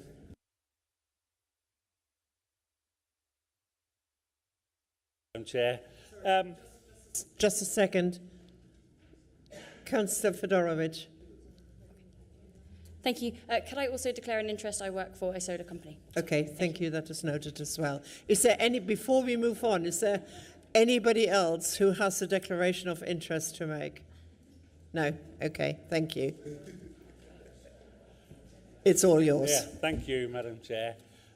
Many of our councillors will have been approached by residents, I think, over this last year or so, with concerns of development of solar farms across arable land and various other things. And the questions usually that I sort of get to hear are, you know, why are we looking at this when we've got acres and acres of commercial buildings with no panels on the roofs? And it's an understandable concern. Having said that, the solar farms, particularly in the southern region, are not under this planning authority, and I'm sure everyone will be making their own particular comments on those plans. I'd like to focus particularly around the sort of commercial elements. I know in the village where I lived in Northants, we had a huge development of a warehouse, and at a presentation at the parish council, I asked the question of the developer, are you embracing solar? And he said yes. And this was a building that was probably about 2 football pitches in size, and he had 6 panels on it. we're not really pushing ahead and developing solar strong enough yet. The technologies are changing almost weekly. We're getting different panels coming through. We're getting better battery storage facilities coming through that are going to enable us to drive this forward. So I approached the leader and the Deputy Chief Exec and said, look, is there any way we can start putting a stake in the ground, getting involved with these companies that are looking to come here earlier and getting solar panels on these roofs, you know, wherever it's practical. And I have to say a big thank you to the officers that were involved in that they did come out very quickly and took it very seriously and enthusiastically to try and find a way through. And they quite rightly said, look, what we need is some strength behind it so that we can actually enforce these things at the end of the day. There is wording within our current joint core strategies and planning requirements, but they're not interpreted in the way that the current, if you like, applications can make use of. So also at this point in time, we are reviewing our local plan, and it's an ideal time to strengthen these areas. Now, the last thing we want to do, though, is put off any commercial businesses from coming into the area. So there is a real balancing act to make. But we do want to start to maximise the benefit of this technology. And I think the market is helping us. You know, we're seeing a number of sites already come through where solar panels are starting to be a requirement of the developer, which is great to see, and that will help us. So this motion is really aimed at putting a stake in the ground, making sure that our officers and members involved in development and planning understand the elements that are coming through there and can start to make solar on roofs an important part going forward of planning applications rather than an afterthought. And with that, I'd like to move the motion. Thank you. Thank you very much, Councillor Hallam. May I see Councillor Scott-Brown to second the motion? Thank you, Madam Chair. Happy to second the motion and reserve the right to speak. Thank you. The first one to speak is Councillor David Brackenbury, please. Thank you, Madam Chairman. And I'd like to thank Councillor Hallam and Councillor Brown for introducing this motion, which I... Councillor Brackenbury, I'm sorry, I have made an error. I put my hands up because I understand that there is an amendment that has been put forward by Councillor Kirk-Harrison, and that amendment needs to be discussed, needs to be looked at first before we can discuss the other. What is your problem? Could Councillor Harrison please address the Council?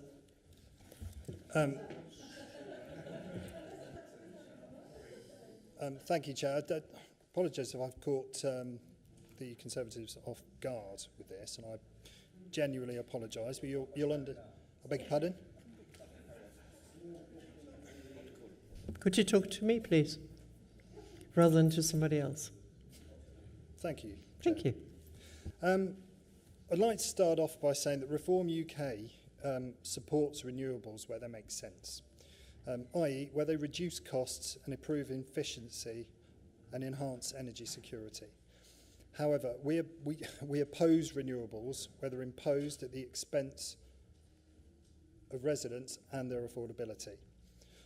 What we're looking for with this amendment are assurances that these policy changes are made with the interests of residents at heart. Now, I understand from speaking with the monitoring officer there may be issues with the validity of this amendment under the Procedure Rule 1810. Which states that any motion which materially increases expenditure would automatically fail. However, we believe that the costs related to this amendment are minimal, and the work that needs to be undertaken to make it happen would be considered business as usual. There are already budgets in place for those. They're also necessary for the furtherance of this work. I feel like this should have been a substantive item, that there should have been accompanying report. Our proposed amendment is therefore as follows. This Council recognises the significant role of solar power in reducing energy costs, increasing renewable capacity and supporting North Northamptonshire sustainability goals. As the planning authority, the Council has a responsibility to encourage the integration of solar technology in both new commercial and residential developments. To ensure a proactive approach, the Council resolves to instruct officers to prepare a report on the feasibility policy mechanisms and safety considerations requiring developers to incorporate photovoltaic roof-mounted solar panels alongside appropriate battery storage solutions in new large-scale commercial and residential developments.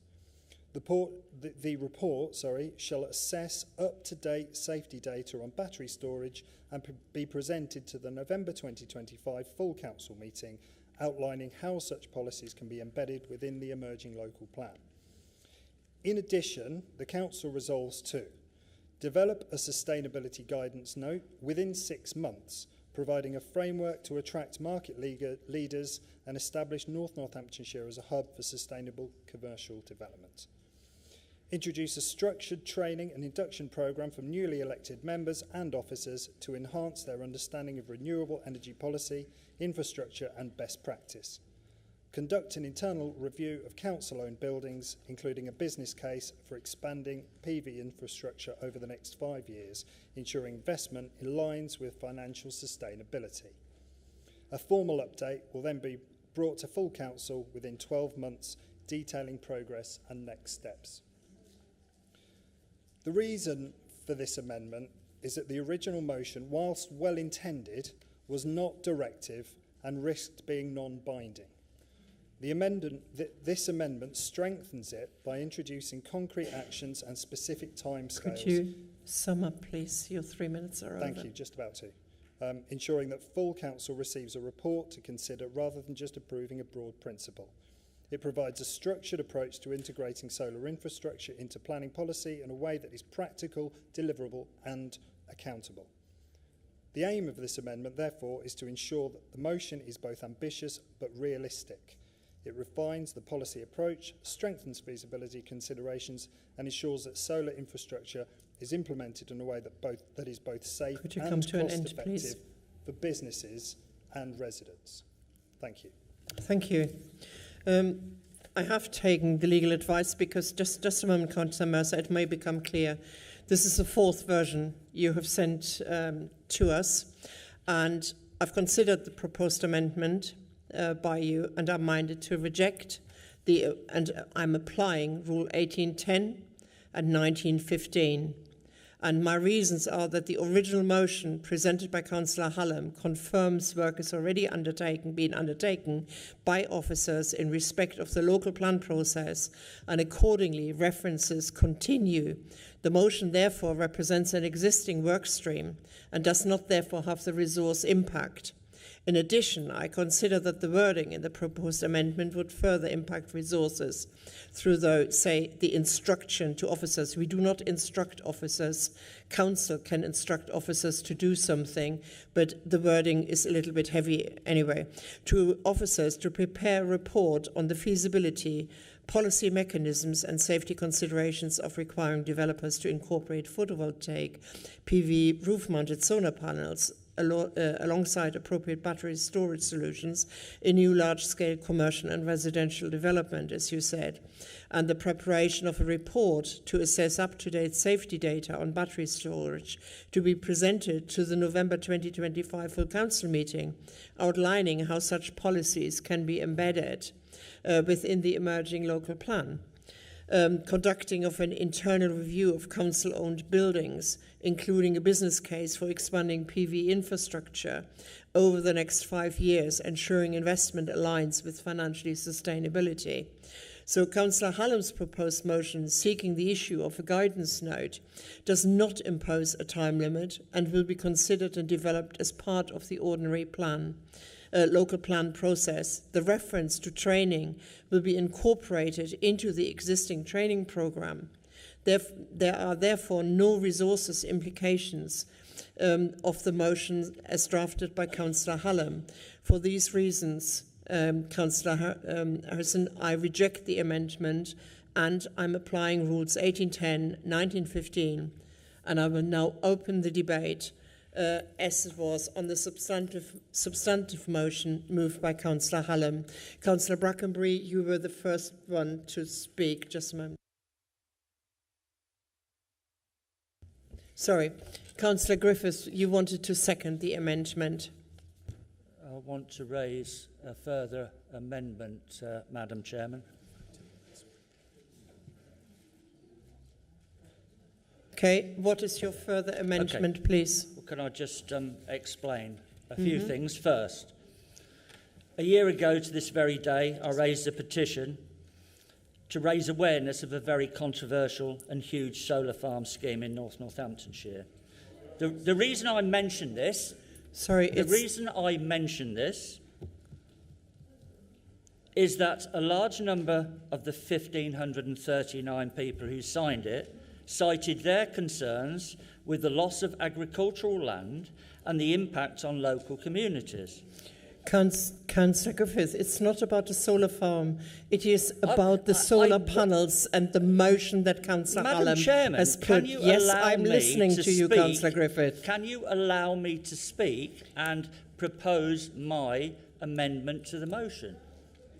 If you veer off the subject, the actual subject of the motion, it is not about solar farms. It is the solar panels we are talking about. Right, okay. So... it's amazing you refer to wording being heavy, and yet the wording is extremely heavy on this motion. Madam Chairman, at a recent council meeting, I applauded a motion on the government ceasing the winter fuel allowance. It was a simple motion, was worded well, and has quickly been acted on. This motion is the opposite. I'm intrigued with the timing of this motion, as tomorrow we enter the pre-election period, and in 56 days' time, we have the local elections. We heard earlier that a number of councillors in the chamber will not be standing again on the 1st of May. I'll remind everybody that not one member in this room is certain to be elected on May the 1st. That is up to the good people of North Northamptonshire. The motion says... Councillor Smithers, what is the point of order? Point of order is that it's already been turned down, this motion, by the legal monitoring officer. Why are we debating something that's completely not related to this? Because I was advised that Councillor Griffiths has got the right to second the motion. I've got the right to raise... A second amendment, sorry. Thank you very much, Madam Chairman. So I'll continue.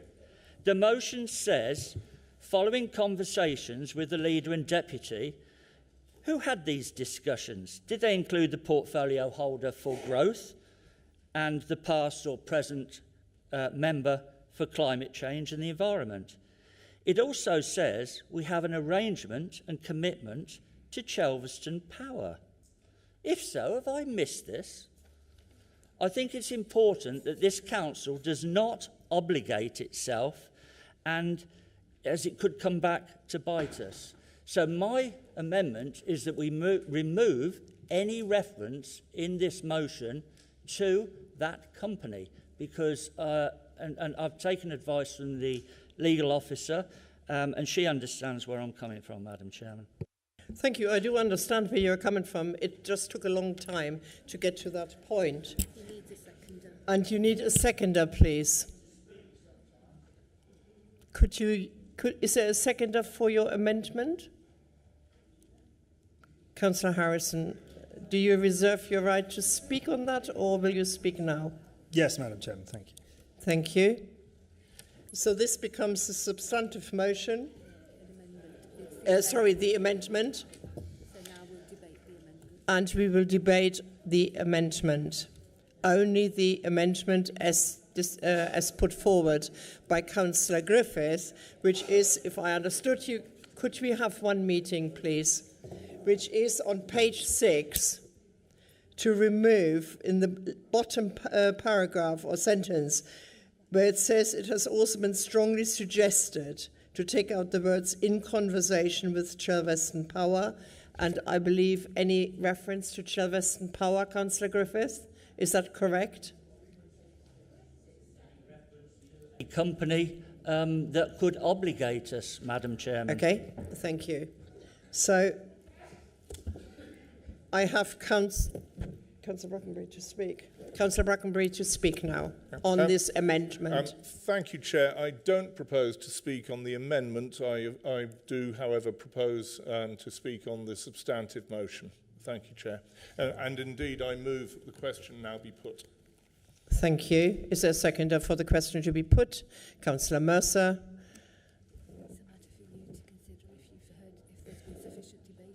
I think we know what Councillor Griffith's amendment is, and that is to remove the reference, just the reference of the name in that amendment.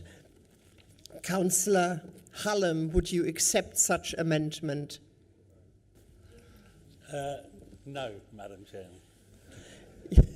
Your seconder to that amendment, would you accept it? Okay, I think we've got the answer there. If you just bear with me for a second, please.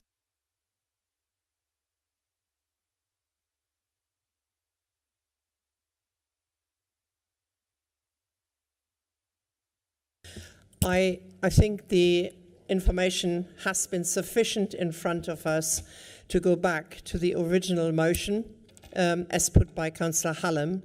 It felt that there's any information removed to Treveston Power, and therefore the seconder to the motion, you reserved your right to speak, Councillor Brown. Do you want to say anything else? Could we please have one meeting? Councillor Pengelly. On the amended amendment first. The question, sorry, the motion of the question be put has been put, and therefore they were in favour of that. It was seconded and everything, and therefore when the question is put, it goes back to the original debate.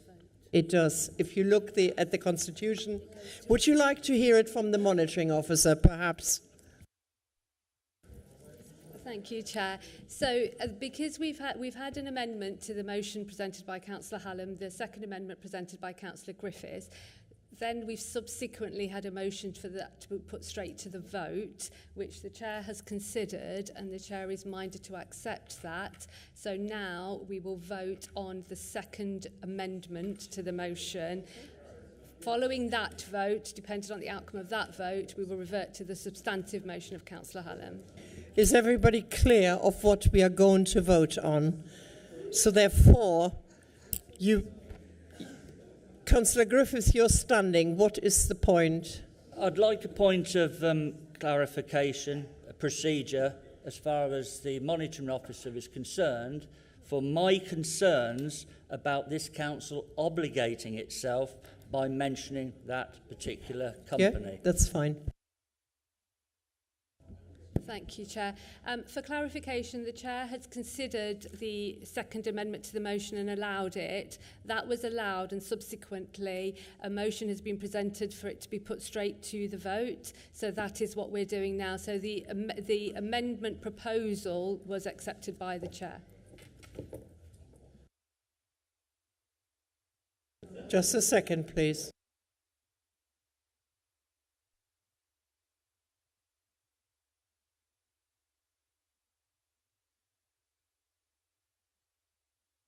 So just for clarification, now it's being put to the vote, and the vote will be on the amendment that Councillor Griffiths has put forward, with that the wording be removed, that he suggested a commercial business.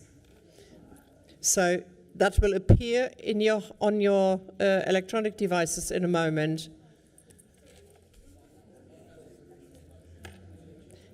You have the amendment that Councillor Griffiths put forward to remove from Councillor Hallam's original motion the wording, any reference to Chelveston Power.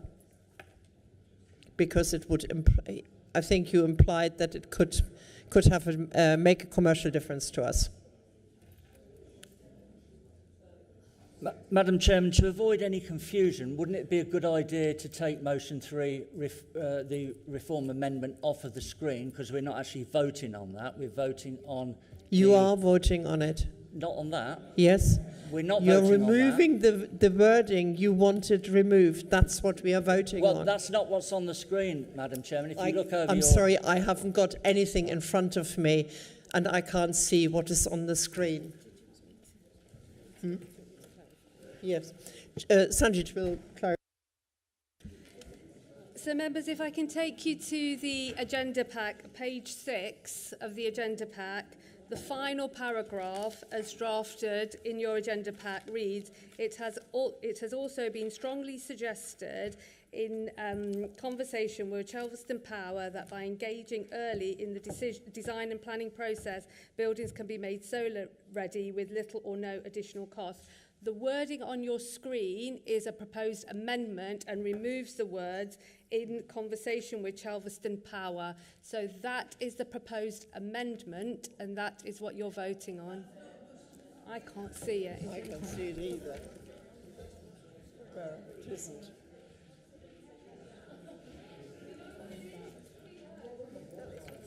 Following conversations should be. Following conversations with the leader and the deputy chief executive, subject of strengthening this relation. No, it's not there. 1, 2, 3, 4. Councillor Brackenbury, what is your point of order, please? What is on the screen is the reform original amendment. Okay. You have, Madam Chairman, kindly ruled that out of order, yes, citing the regulations. So you've ruled that you've rejected that amendment. I think it should really come off the screen because it's no longer in play, and the much smaller amendment proposed by Councillor Griffiths about removing the reference to Chelveston Power should be what is about to be voted upon, whether to accept that amendment or not. Right. I think it's gone off the screen now, so I can't see anyway. Please, can I refer you to page 6, as Sanjit said. The motion 3, the last sentence, would read, it has also been strongly suggested that by engaging early in the design and planning process, buildings can be made solar ready with little or no additional cost. And that would take out the wording in conversation with Chelveston Power. And that is what Councillor Griffiths suggested to ensure that there is no issue for the local authority. Are we all clear with that, what we are voting on? Who said no? I'll explain it once more if you need to. So, can we please go to the vote on the wording to remove the wording? The vote has now begun.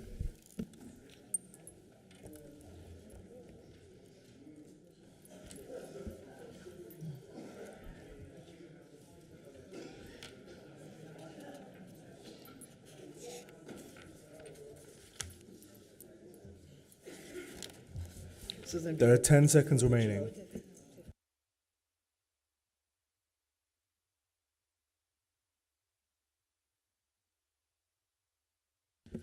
The vote has now ended. The results are as follows. 4 in favour, 12 abstentions, 40 against.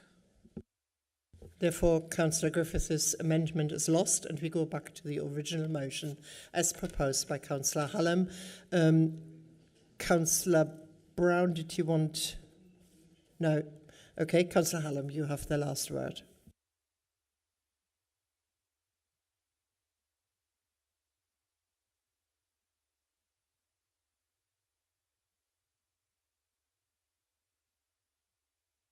Right, I'm too fast.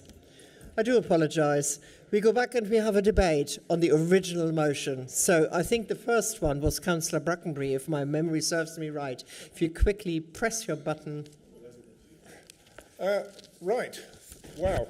Here we are again. Thank you very much, Madam Chair. And I would like to thank Councillor Hallam and Councillor Brown for bringing this welcome motion. It's getting late. But basically, I would just like to say that this is done in consultation with our planning policy colleagues. It will be a part of the armoury in terms of planning development for any substantial building where it is possible and where it is feasible to put solar panels on the roof.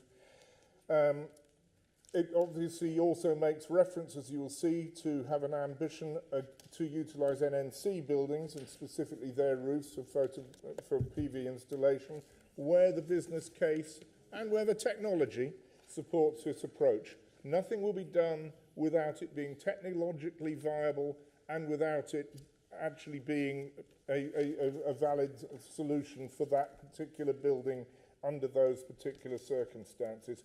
I'd just like to conclude by thanking everyone for bringing this and thanking the planning policy team who have provided welcome advice and guidance on this, which will be part of the evidence base for the emerging local plan. So with that, I'm very pleased with the motion.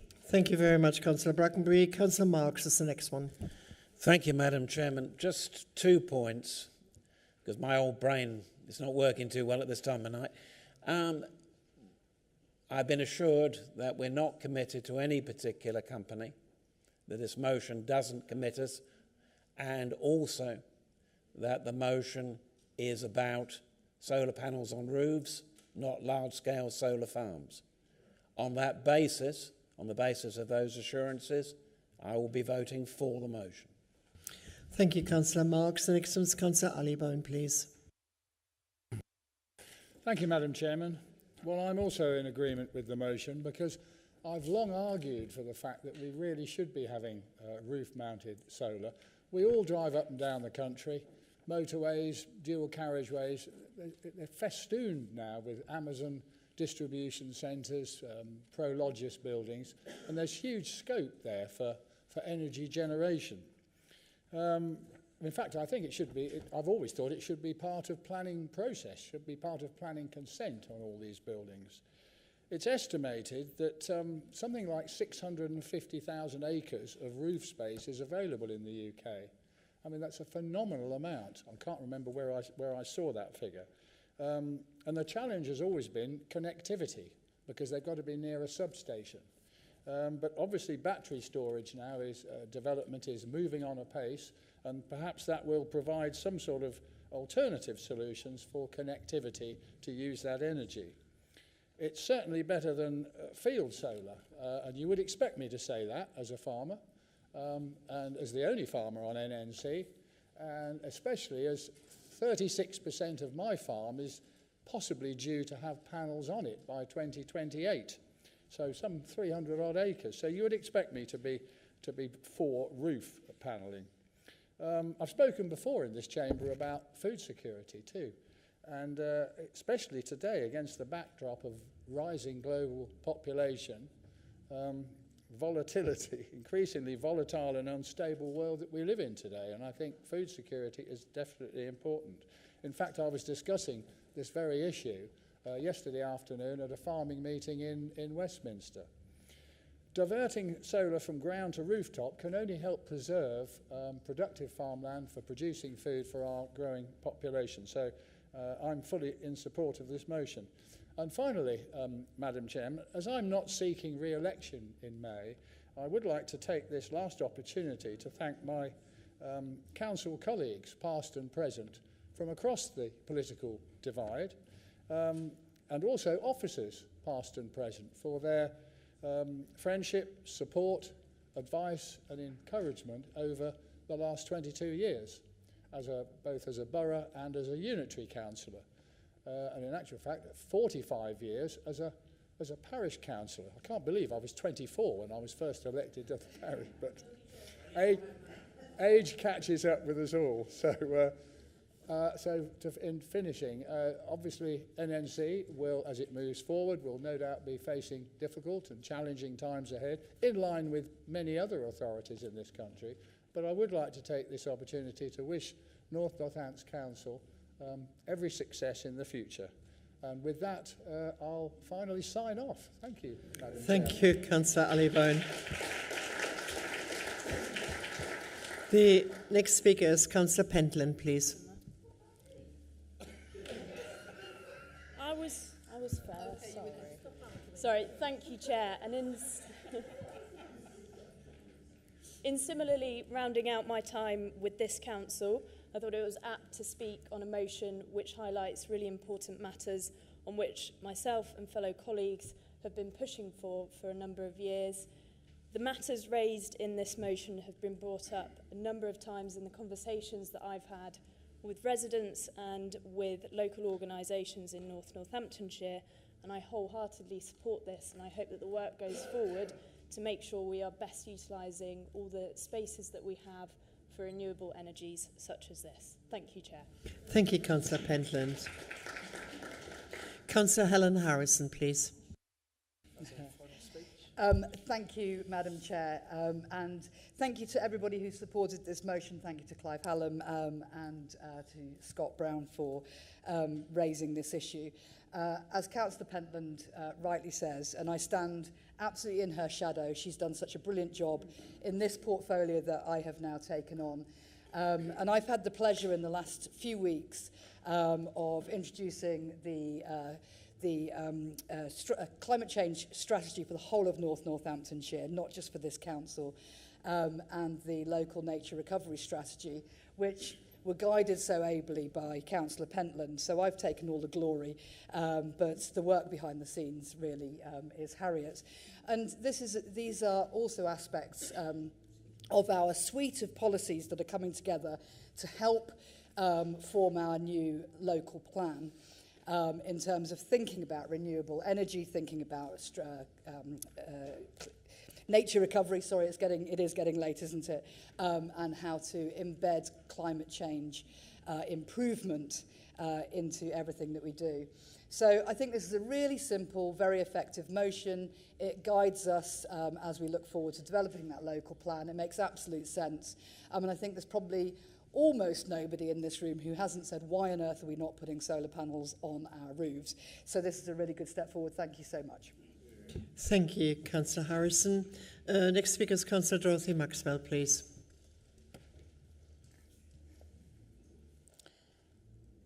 Solar panels have their place, but not in fields which would cover large acres, leading to arable farm animals not being harvest. We must have them on the roof of these B8s or larger areas of large areas of these big firms. But we need to make sure in future that planning applications do take this into account. In the future, we have to think about children. What are they going to have? Large farms covered with solar panels? No, that is not what we asked for, and we must make sure that these solar panels have a place on top of roofs. Thank you. Thank you, Councillor Maxwell. The next one's Councillor Fedorovich, please. Thank you so much for bringing this motion forward. I think quite a lot of people obviously already very much agree with it. I won't be voting for my own integrity's sake. I'm literally here in my solar uniform. I wholeheartedly think that we need solar. And the reason why I didn't leave the room or do anything like that is because I want to share with you why. Not only is it obviously going to save us loads of money, businesses in situ for anywhere over 4 or 5 years are getting immediate benefits. So for us as a council, where we've got the funds to do this sort of work, or we can find partnerships or create green jobs, stuff like that, it's just a no-brainer for us to not be driving forward in this area. I'll give you an example, because we've literally put solar on a roof in Corby recently. They are saving £11,500 per year, and that's a small building compared to some of the buildings that we have. That's one. So if you think about the knock-on effect, the savings that could have, that's the knock-on for our residents that we can start putting back into a load of other things. It's just a no-brainer. We've also got things like a grid connectivity issue. We need to have that local energy resilience, and we can really lead the charge on this, and we need to be leading the way. People have also been saying for I think before I was even a councillor, why are there not more solar on warehouses, on building rooftops? It's very clear we need this, but we need to be pushing forward more with policy and something actionable. I'm actually a little bit sad that we didn't get to push forward or at least discuss your amendment, Councillor Harrison, because it was actionable and accountable, which actually is something that the main motion, we've got wiggle room there, which I get is useful for the council to a degree because we want to weave it into existing work processes and things like that. But I actually think we should be setting some of these actionable steps and publicising them. We've got to hold ourselves a bit more accountable on this. And actually, I think some of the wording was really, really good.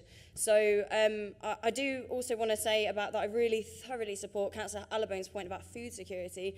And I also want to take this moment to just wish you all the best and that we will miss you and a lot of the other councillors in this room who won't be joining us possibly next time. But thank you very much for all of your work. You will be missed.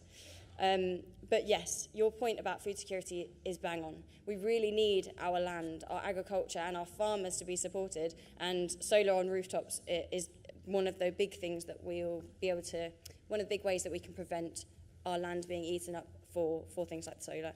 So yes, very much support this. Please? Thank you very much. I think that's quite clear. Thank you, Councillor Fedorovich. Councillor Martin Griffiths, please. Thank you, Madam Chairman, and thank you for that, Emily. And it is a shame that we couldn't get to discuss that amendment.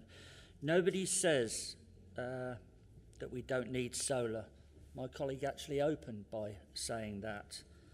Can I make it absolutely clear that, like Councillor Allibone, who speaks very well and speaks from personal experience, that I'm hugely in favour of solar panels on warehouse roofs, car park roofs, alongside major road systems, and also on council buildings. My only concern, and I think I'm probably going to get that finally over to people, is that I did not want this council to be obligated by mentioning one particular company. It's as pure and simple as that. And we should have learnt by now that that sort of practice is not wise. It didn't need to be as complicated as the motion was made. It could have been a lot simpler, and I don't think we would have had a problem. But by mentioning that particular company, it complicated it to the extent that I had to comment, Madam Chairman. Thank you, Councillor Griffiths. Councillor John Paul Carr, please. That's perfect. It's come on now. Thank you. Thank you, Madam Chairman. Just a few observations. I fully support this motion. The idea of any kinds of solar panels which are used in a format where they destroy our landscape for farming or for our historic landscape, and to find other solutions on that of warehouses or other associated buildings, as it says in the motion, our NNC buildings as well. There are plenty of options, and I'm very pleased to see that point 2 in this motion is obviously that point about educating both officers and members about what those options actually are. It is obviously about that balance, always about the effects that solar panels can have on our environment, whether it is visually or whether it is to battle climate change. I welcome it. I welcome Councillor Hallam's comments. I also would welcome the fact that if, when we finally get round to building the Isham bypass, we look at other ideas where solar panels can be put either side of that bypass as it goes right round Isham, like they do in other countries, I hasten to add. Fully support it, Madam Chair. Thank you, Councillor Carr. Councillor Kevin Watt, please. Thank you, Chair. I've had solar panels for 10 years. It's been brilliant. I got a battery 2 years ago. I love it in the summer when I see my solar panels fill up my battery and I don't actually use any electricity from the grid. This will need national government input to encourage. We obviously can't disadvantage our own industry in the area. I welcome the national government encouraging the solar panels to go on the roofs. We can be prepared. That is all of this stuff about solar farms on our land. If all the solar farms planned were built, they would take up 0.3% of land usage. That's less than all the golf courses. We actually use 130,000 hectares of agricultural land to grow dedicated bioenergy crops. And what we do with bioenergy crops, we mix it in with petrol. So that's the most wasteful thing you can do with land is grow crops to stick it in to an internal combustion engine car. So if there was a solar panel, if there was a solar farm, it wouldn't be the worst thing in the world. But so I totally agree with this. Thank you, Councillor Watt. Councillor Wendy Brackenbury, please. Thank you, Chair. I fully support this motion. Solar panels should be in the right place, and actually this motion supports that fact, and by putting solar panels on rooftops, be looking to do that, it would not compromise our landscape, visual amenity or agriculture land. So thank you. Thank you, Councillor Brackenbury. Councillor Jason Smithers, please. Thank you very much, Chair, and absolutely, as you would expect, I support this motion fully. It absolutely opens up the facilities we have on large B8 sheds to make those companies think about putting solar on top of those buildings on new builds. And I think this is a great starting block for Northamptonshire as we move through this. And I just wanted to just to clarify with our new reform members that they're not going to vote against this, because obviously you want solar, and I'm sure it wouldn't be a good look for reform if you were to vote against solar on top of these buildings. So I just wanted to be sure that you're going to support everyone else in this chamber in support of this motion. Thank you, Chair. Thank you, Councillor Smithers. Councillor Desdell, please. Thank you, Chair. Unsurprisingly, I'll be supporting the motion as well. Also, unsurprisingly, I've thoroughly enjoyed my free electricity that I've been generating over the last few sunny days that have gone into my battery from my solar panels on my roof. It strikes me that we're talking about solar panels, but there's a lot more that we could be talking about to inform our local plan. You know, it's astonishing that houses are still being built without solar panels, with gas boilers, without proper insulation, that in 10 years' time, householders that are buying a new house now are going to have to spend thousands of pounds to get their houses up to spec. I hope that BREEAM Outstanding is taking part, is going to be included in the local plan as well.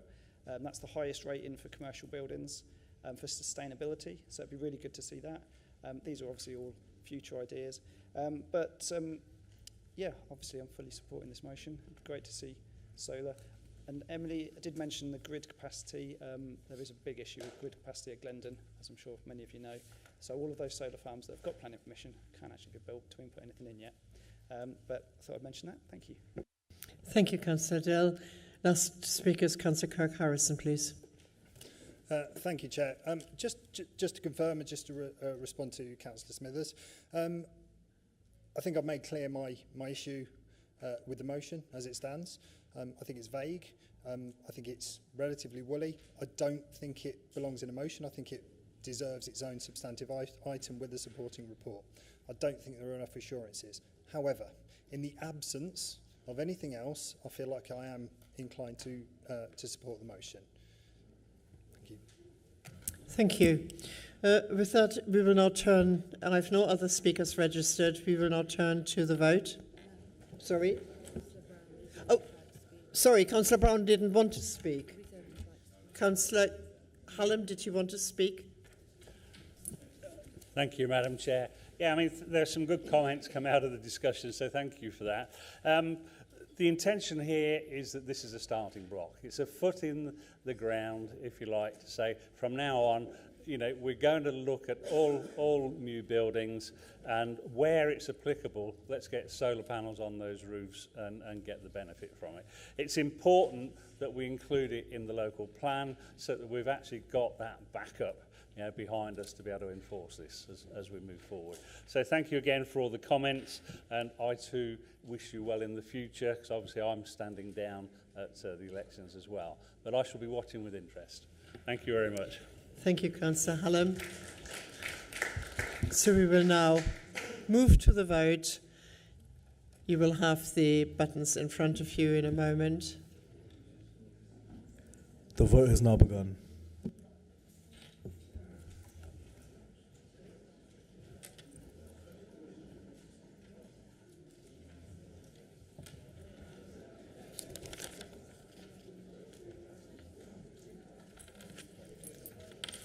There are 10 seconds remaining.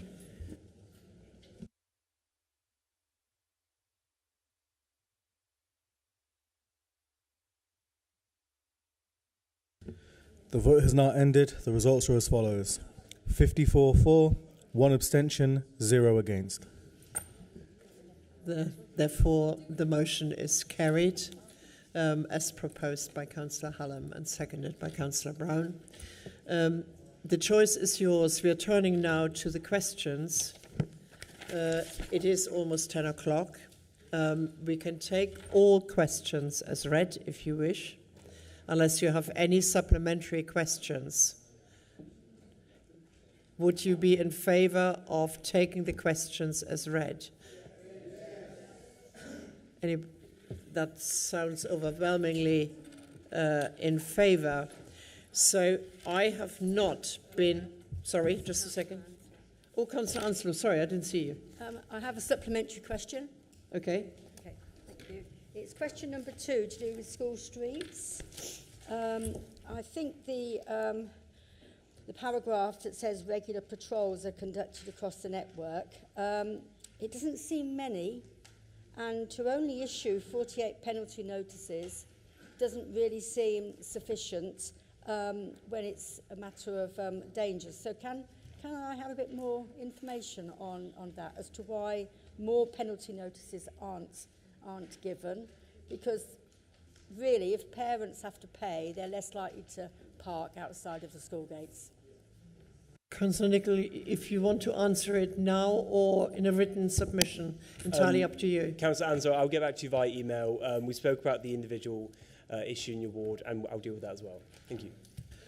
Right. That is the last item. I have not been advised of anything other urgent, but I've got something urgent and important. We have our member of staff, David Watts, and David is fundraising for Head Start, and he wanted me to mention to you that he's now got 53 days left until Sunday the 27th of April when he's running the marathon in London. He is fundraising, and I'm sure he will be able to send you the link or whatever. So there's plenty of time for people to contribute, not matter how large or small any contribution is.